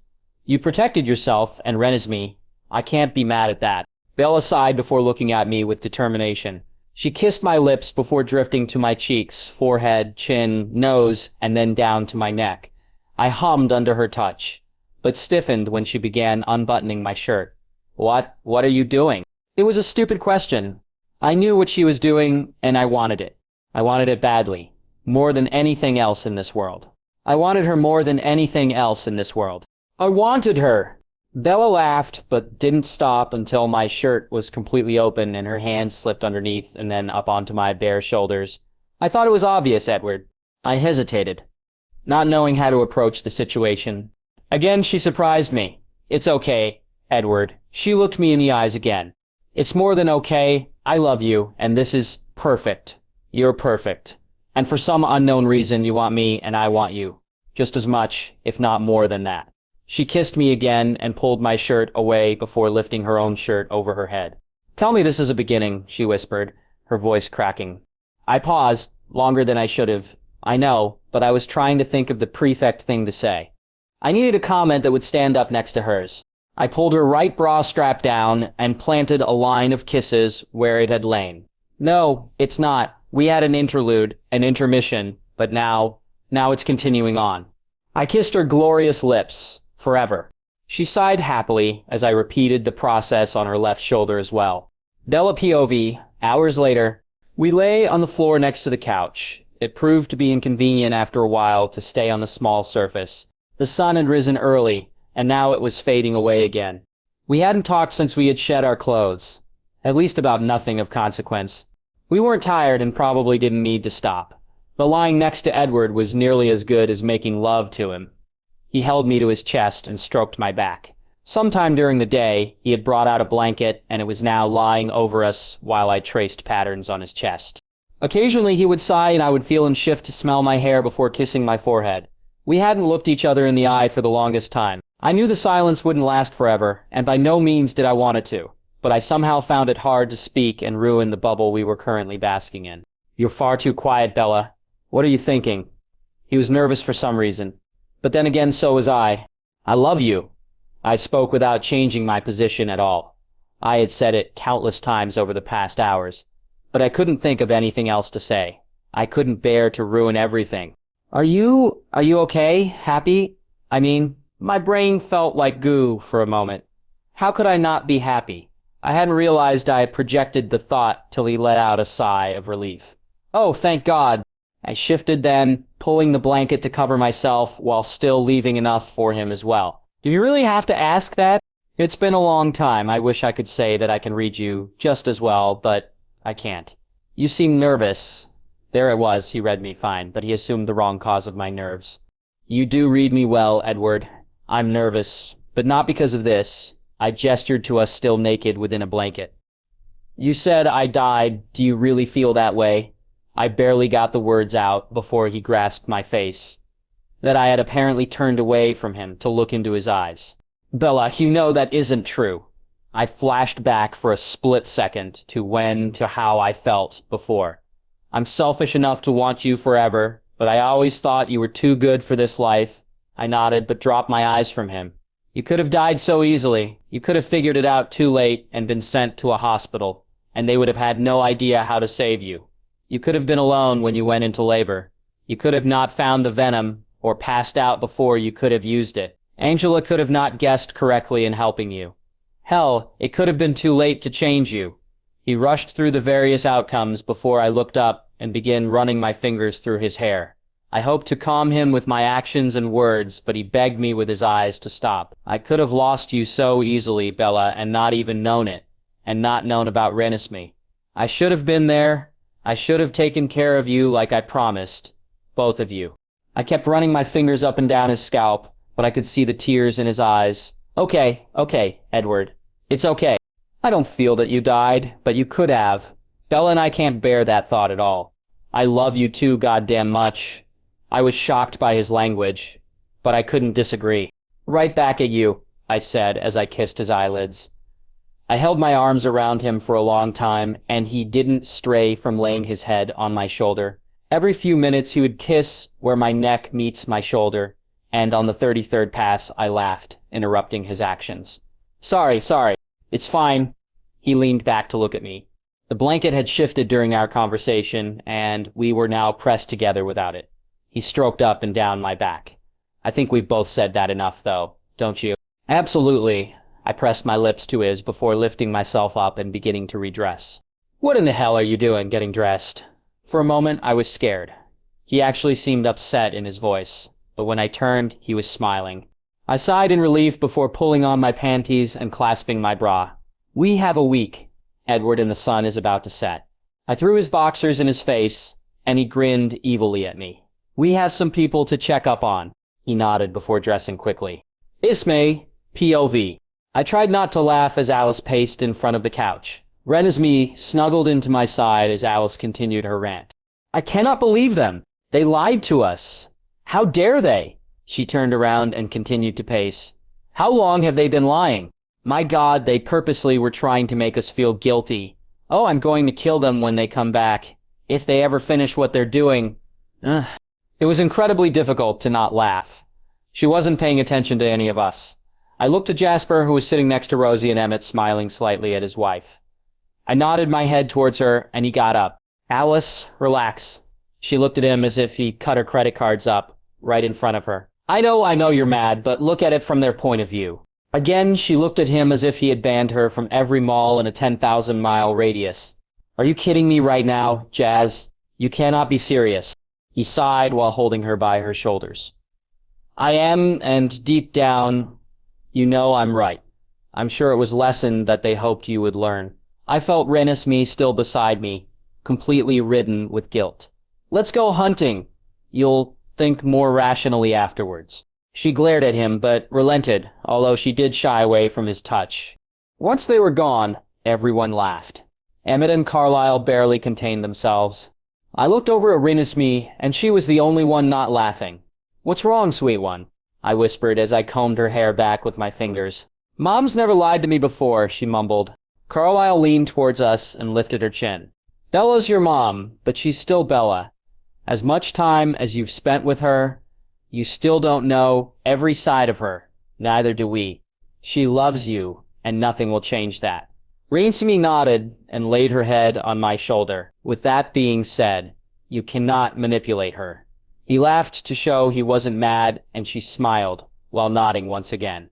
Emmett coughed, which was a sure sign of something since vampires never need to cough. Rosie looked to him as he begged her to speak. She sighed, nearly giggling. Renesmee? She looked over to her aunt.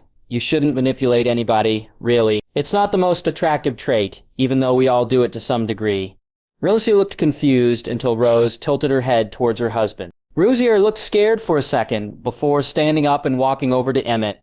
I nearly laughed out loud when he flinched away from her touch. He was terrified of his 20-year-old, 112-pound niece. She sighed, exhausted from the commotion of the day, and simply placed her hand to his cheek. They were both silent for a moment, but when she pulled away, he nodded and pulled her in for a hug. Rosie laughed. So, what did she have on you, Emmett?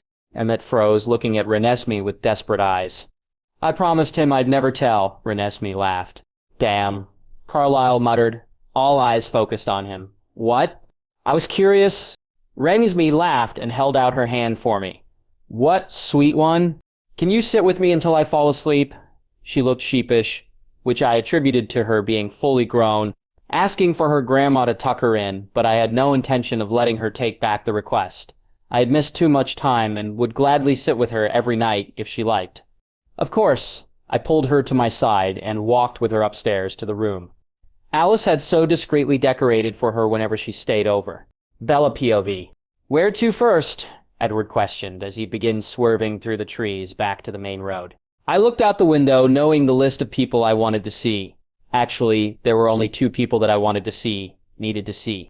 I debated with myself over and over for the next 45 seconds, weighing the options and risks for visiting each, even from afar, when the sun had only just set. I took a deep breath. Charlie, I whispered. Edward nodded and took the next turn necessary to lead us to my father's house. His hand came to rest on mine as I tried to regain the ability to breathe regularly, however unnecessarily. 11 minutes later, we were parked 3 blocks from Charlie's house. How close are we getting, Bella? I thought for a moment, but I came up with no answer. Edward didn't wait for my answer. After a moment, he was opening my side of the car and holding out his hand for mine. We'll take it slow and decide when you know, I nodded, kissing his cheek as I passed him. We blended into the trees, easily covered by the greenery that I had despised 20 years ago. Within seconds, I could see the lights shining from Charlie's kitchen. I held Edward's hand behind my back as I inched closer. I could see a woman busying herself with the production of dinner. Hey, are you sure you're okay with just a salad? She called towards the doorway. My enhanced hearing caught the huff that came from the back of Charlie's throat before he called back to her. Of course, Sue. Edward laughed lightly behind me, leaning his mouth close to my ear. He's not happy about the salad. He's thinking about sneaking out later for some fast food and telling her he got a call that he had to check something out near the high school to buy some time. I giggled, knowing that Charlie had not changed much after all.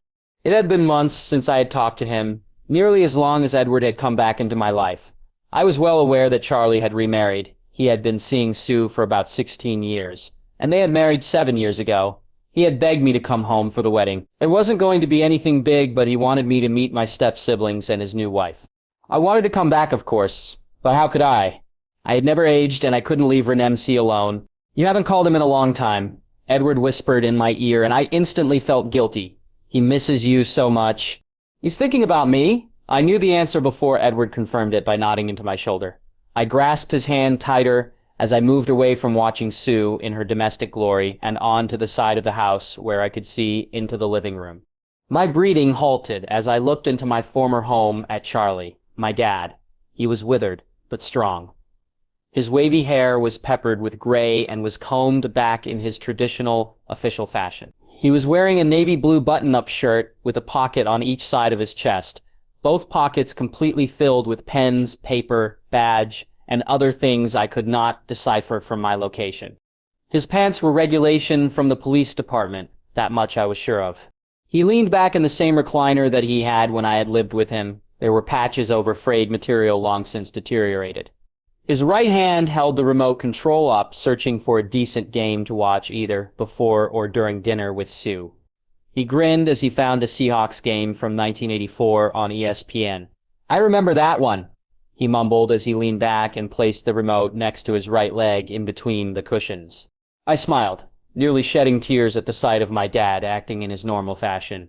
It was as if time had barely changed, except it had completely. He was married, and he was 20 years older. He's still thinking about you, though, Edward whispered, sensing my heartache like only he could. What's he thinking? I whispered. not sure if I wanted to know. Edward pulled me back into his chest, holding me securely around my waist, as if he expected me to fall any second from the revelation. He's counting the days since you last called him. 97, I mumbled. Edward nodded into my shoulder. Yes, he's wondering how you've changed, if you look like Renee since you're 20 years older. I laughed without humor.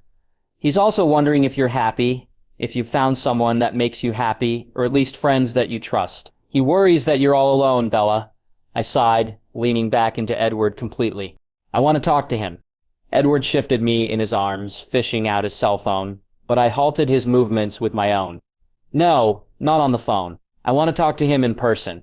I want to walk in through the front door and tell him that I'm happy with you and our daughter. I want to tell him that even though I can't tell him everything and that even though I can't communicate with him except with a phone for his safety, that I think of him so much and I miss him.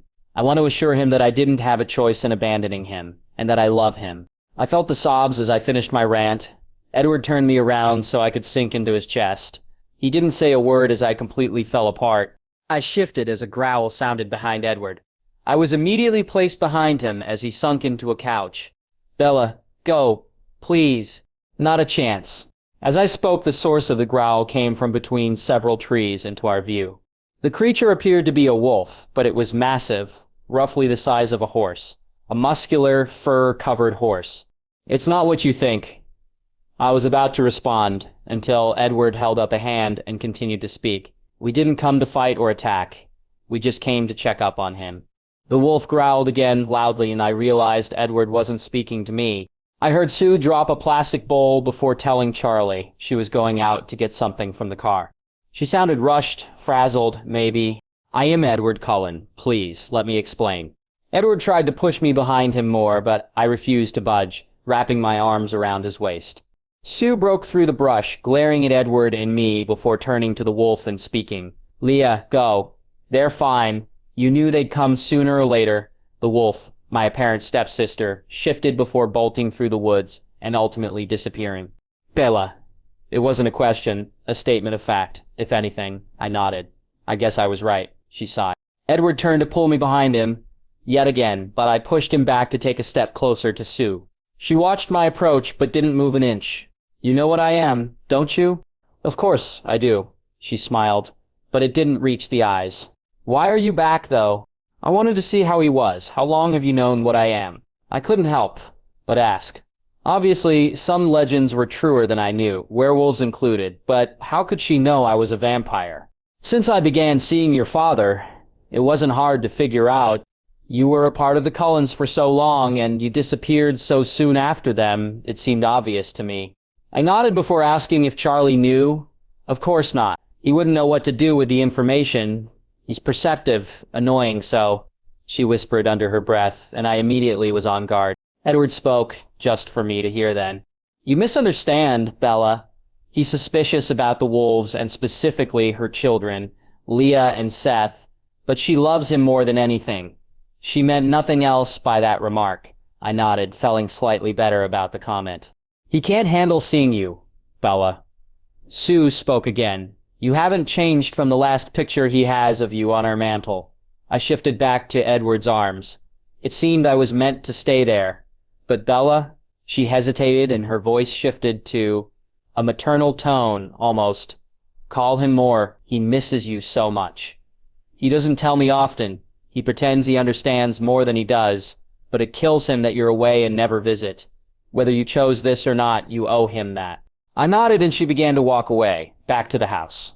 I stepped forward, earning a growl from who I assumed was Leah watching me from the woods. Sue, she turned slowly, giving me a sad smile. Thank you for taking care of him. I wish I could have known you as a stepmother under different circumstances. She laughed slyly. If only we lived outside of myths and fairy tales. I feel the same, Bella, and with that, she returned to the house, calling to Charlie that she was adding chicken to the salad. Edward POV, if only we lived outside of myths and fairy tales, I would have agreed with Sue Clearwater long ago, 20 years ago, actually. But now, never would I trade the life I was thrilled to be living with Bella and our daughter and our family. This actuality was more than I could ever hope to have. But watching Bella gaze back at her former home with her father so close as we escaped through the forest made me want for it again. For her sake, I swore I heard her sob once as she skirted in front of me to the car. She swept her hair back over one shoulder and leaned against the Volvo, taking heavy, deep breaths. I approached her and pulled her into my side, to which she molded herself into Bella. I had no idea what I was intending to speak, so I simply closed my mouth and held her tighter. She nodded into my chest and sighed before finally speaking again. "Thank you." I laughed, not out of humor, but confusion. "For what, love? For being you? For being here with me?" I nodded, stroking her hair. "Of course, I love you. I'm always with you." She nodded and pulled herself away from my grasp. "One more stop," she whispered as she slipped into the driver's side of the Volvo. We hadn't driven far, but it seemed that way since we were silent, and she had obeyed the traffic laws with an unhealthily obsession. "Must be the return to Forks." She pulled up to a white two-story house. Maybe 4 bedrooms if the owners were fond of small living quarters. The landscaping was sparse and easily maintained because of that fact. Bella turned off the car and handed me the keys. She then pulled her legs up into her chest and blankly stared at the house's one-lit window in the left top story. I had a good idea of whose house we were at, and when I spotted the name on the mailbox Cheney, I was positive where we were. "Still?" I asked. "Bella, who are we here to see?" "Angela." The answer was exactly as I expected, quiet yet bold. She wanted to actually talk to Angela. "How did you know this is where she lived?" Bella didn't hesitate in answering. "I always kept tabs on her just in case she ever needed my help. She took care of me when no one, and she cared so much for Renesmee. If she ever needed me, I wanted to be able to return the favor." Bella turned to face me, giving me a sad smile. I didn't earn her friendship, but she gave it anyways. I nodded, although I wanted to dispute the fact that she didn't deserve a friend such as Angela. She smiled, a bit more brightly, and continued. "She married Ben 2 years after high school, and a year later they had their first child, Noah. Soon after, they had Jeffrey, and then Isabel." I smiled, sure that the name was tribute to Bella in some way. "They moved into this house about 10.5 years ago. Angela's an assistant attorney, and Ben's in the computer engineering field, mainly dealing with software development." Bella quirked an eyebrow as I chuckled under my breath, but of course she heard it. "Have something to say?" she asked, not entirely pleased. "No, I was merely thinking that you could possibly be the most caring." I fumbled for a word that wouldn't offend, but she beat me to the punch. "Stalker?" She smiled at me as I sheepishly nodded my head. "Thanks, Edward. That's such a sweet thing to say about the person you claim to love more than anything." I stared at her fingers as I grasped them tightly. "It speaks volumes about how far we've come, don't you think?" She nodded, smiling without fear of me fleeing. "So," I paused, waiting for her eyes to meet mine. "When they finally did," I continued, "how do you want to proceed?" Now she hesitates. I watched her war with herself. Finally she spoke. She knows that something was different about Renesmee and us. She never asked for an explanation, and I don't intend to give one, but I continued where she trailed off. "But you want to tell her how much it meant to you, how much she helped you in person." She nodded. "Ben and the kids. They can't know Bella," she nodded, but she looked, hopefully, up to the window. I listened to the quiet house. Somewhere, there were 2 children snoring lightly. There was muttering about stupid bio homework from none other than ancient Mr. Banner. The man must be in his early 80s by now. Poor Noah. Listening closely, I also heard Ben's thoughts. He was dreaming about his family in a video game. It was sweet in a slightly odd way. Near him, I could hear Angela's thoughts and the occasional, She was studying a case file, looking for loopholes for her supervisor. It would have been done earlier, but she had been helping Isabel pick out an outfit for school the next day. Apparently picture day was a huge deal in a 13-year-old's life. I sighed, thinking about Renesmee. "Angela and Noah are the only ones awake. Now's the best time, otherwise you'll have to wake her." She nodded, but didn't make an effort to move. "Bella?" Her eyes focused back to mine. "Yeah." Neither a statement nor a question, according to her tone. I kissed Bella's knuckles before opening the car door for myself. "I'll be back. I actually have some things I'd like to say to Angela as well."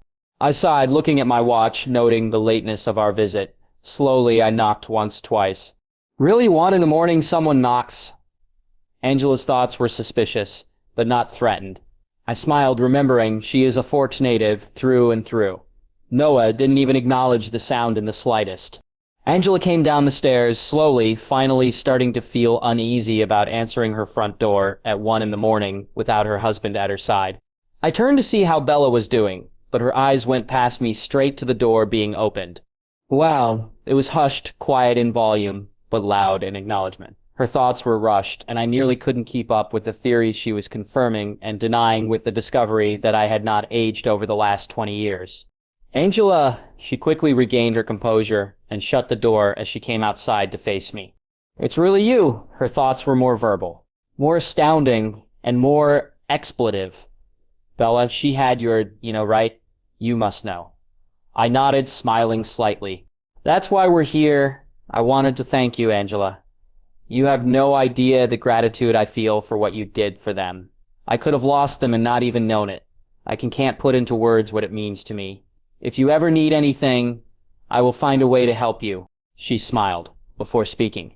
I did it because Bella needed me and she's my friend, or was. She whispered the last words. I would do it all over again. With those words, the memories started. I saw the whole thing through Angela's human eyes. The scream from Bella, the office set up for the birth, the syringes which were completely confusing to her, the blank face from Bella when the pain caused her to pass out, the shot into her leg, the shock from Bella when she realized the venom was injected, the ripping of Bella's stomach, the bloody baby that was my daughter, the helplessness in Bella's eyes begging Angela to leave her and take Renesmee with her. I stumbled, grasping the pillar on Angela's porch. You didn't have to do it. Thank you so much, Angela, I muttered, still reeling from her memories. Like I said, I would do it again, Edward. She paused, looking to the Volvo behind me. She's with you, she whispered. Bella ran from the car, barely controlling the speed of her approach, before hugging Angela tightly, yet softly.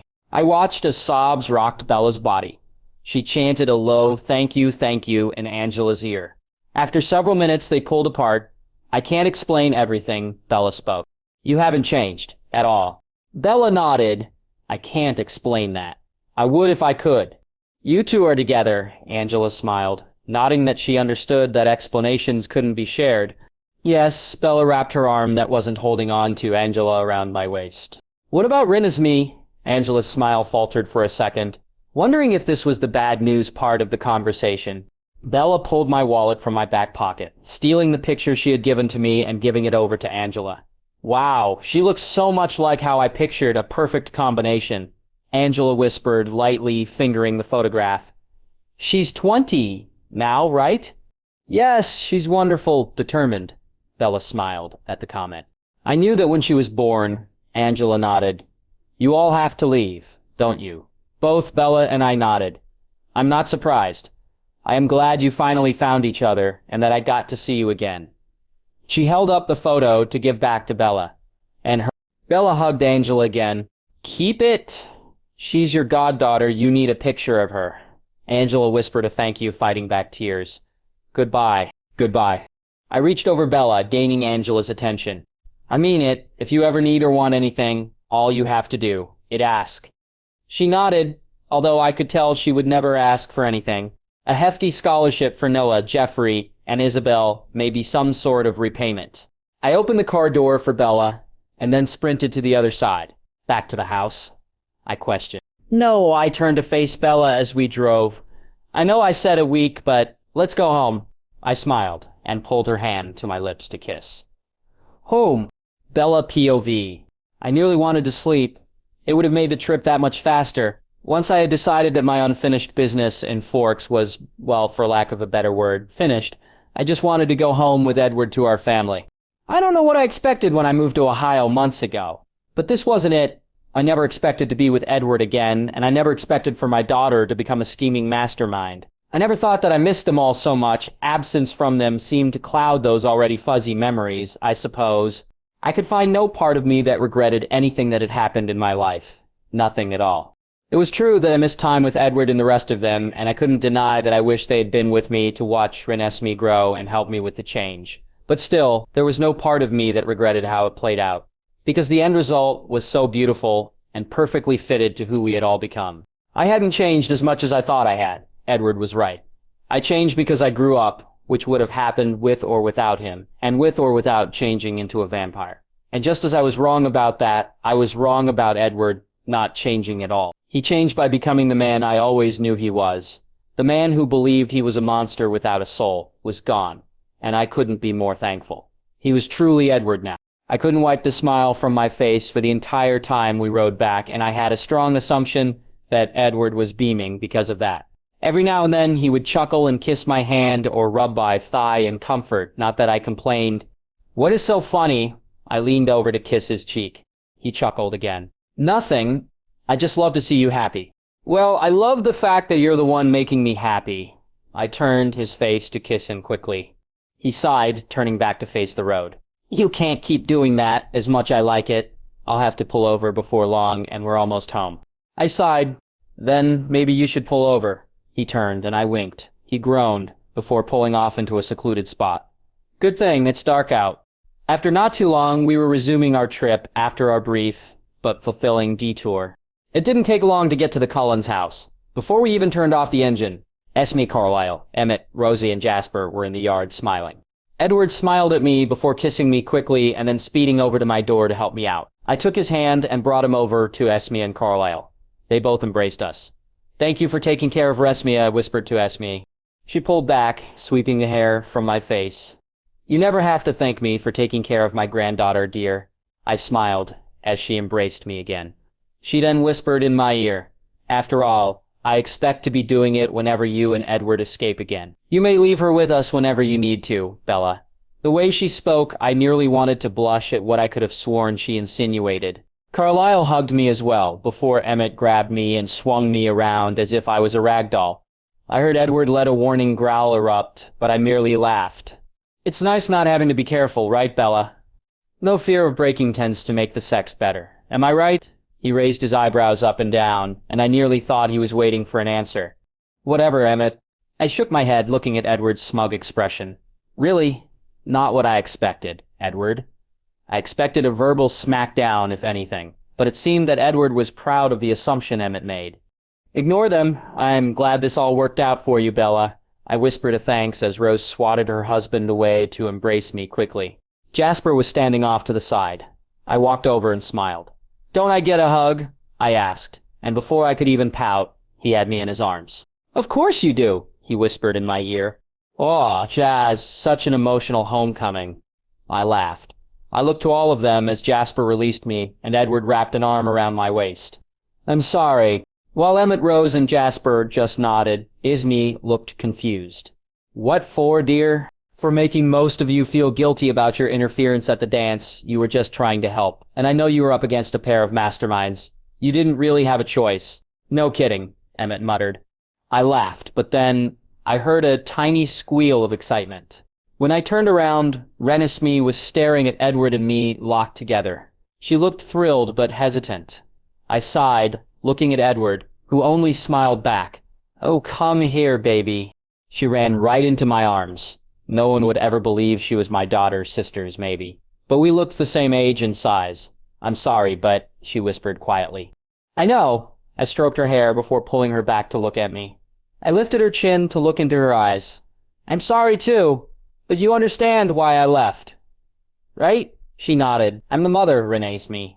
And you don't get to manipulate me because things aren't going your way. But I won't leave you again like that. I'm sorry, baby." "Yeah, me too." She nodded again. Clearly embarrassed, Edward leaned into me. You never lied to her before. That left an impression, apparently. I sighed, still stroking her hair. "I see." Renesmee evaded my eye contact after that. I looked around to see that everyone else had disappeared, leaving us alone, as a family. "I'm sorry I lied, Renesmee. I won't do that again, ever, but neither can you. Things worked out this time, but not because of what you did, but because your father and I wanted it that way. There's a difference between helping and coercion." I smiled, trying to stay light.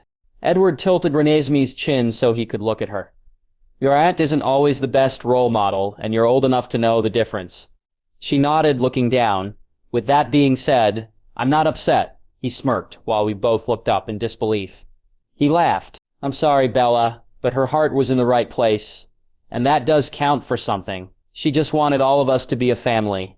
He looked into Renesmee's eyes again, and now we will be forever. He pulled us both into his arms and I kissed him, while Renesmee buried her head into his chest. I whispered over her head, "You're a good father." He beamed with pride and kissed me again. We sat outside for a bit, just the three of us, telling Renesmee about what we did during our trip. Well, the majority of our trip, she was happy we were able to talk through everything, at least the important things, the immediate things, the things that would tear us apart from each other. All that was behind us. She wasn't thrilled that she missed out on seeing Angela again, but Edward told her about his masterful plan to support her children in college. Maybe Renesmee didn't get her scheming ways from Alice after all. Of course, Renesmee was thrilled and offered to help setting up anything he needed help with. I hesitated telling Renesmee about Charlie, simply because I wasn't sure how I felt about it yet. I felt like I still needed to see him, and I longed to be honest with him, just enough to let him know I was taken care of and that I was loved. And I really wished I could have told him that he was a grandfather. While I overthought the situation, Edward admitted to it all. We also went to see Charlie. He trailed off. Seeing my face freeze, he looked like a deer caught in the headlights, or caught by a Cullen. I sighed, shaking my head. Grandpa Charlie? Renesmee asked, staring into my eyes. I nodded, sitting her in between Edward and me on the hood of the Volvo. He looked horrified as Renesmee and I both pulled our feet up, but I quickly rid our shoes before Edward had a vampire version of a heart attack. We just saw him from afar. He wouldn't be able... I can't bring him into this. I moved some of her curls back behind her ear. You've always known that, right? That we can't have Charlie in on any of this. Renesmee nodded.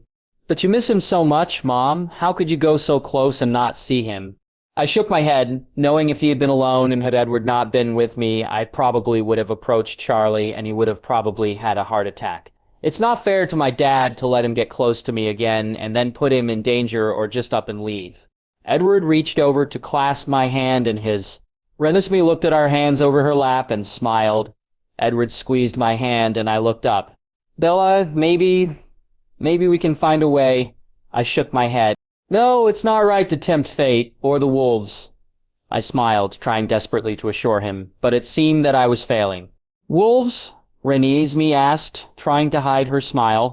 Edward explained the situation to her, and hearing it from his point of view, seeing as how he knew that history better than me, made me feel a bit better about having my step-siblings be werewolves.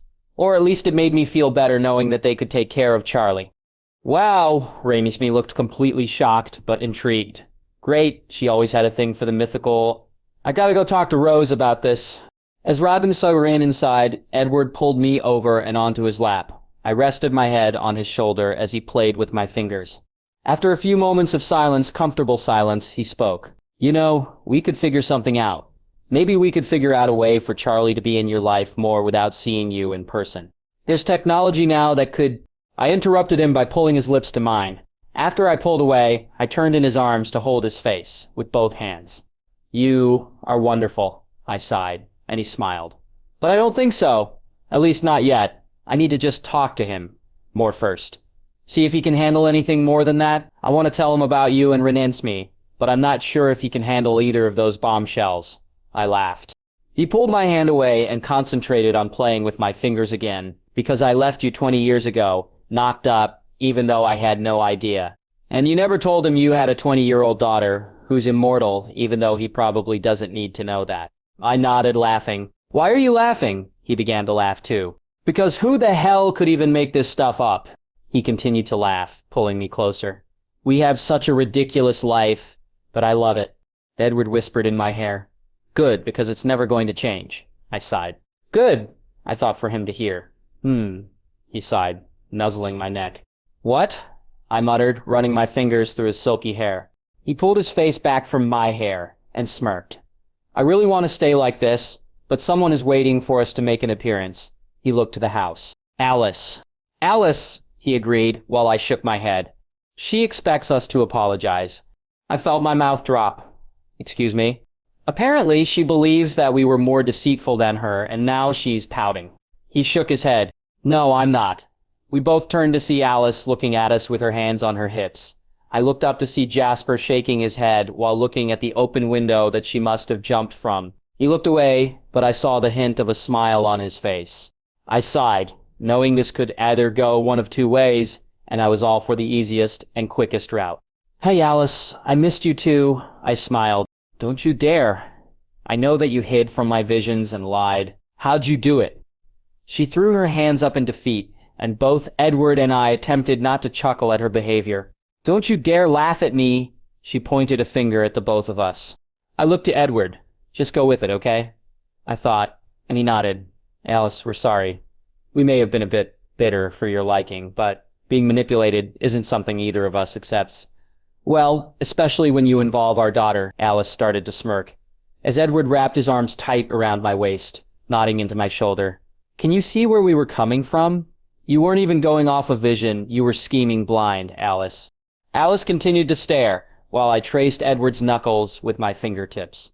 Oh, fine, I get it, I laughed, pulling away from Edward so I could go hug Alice. I'm sorry, she said, with maybe the least bit of remorse she could muster. It's okay, Alice.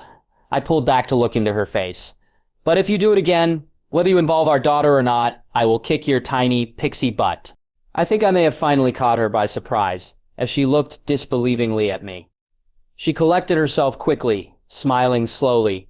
We began to walk inside, until she turned around. You know, I wasn't completely blind. I shook my head, trying to drop the subject, but she continued. I saw all of us living together in the next town we moved to, and the next, and the next, and eventually we'll get back to Forks. She trailed off, flitting back into the house. Edward pulled me back and wrapped his arms around me. I stood on the first step of the porch so I was eye level with him. Where it all began, he whispered. Seems fitting, I sighed, running my hands up his arms to his shoulders. He pulled me in for a kiss before we walked in to be with our family together.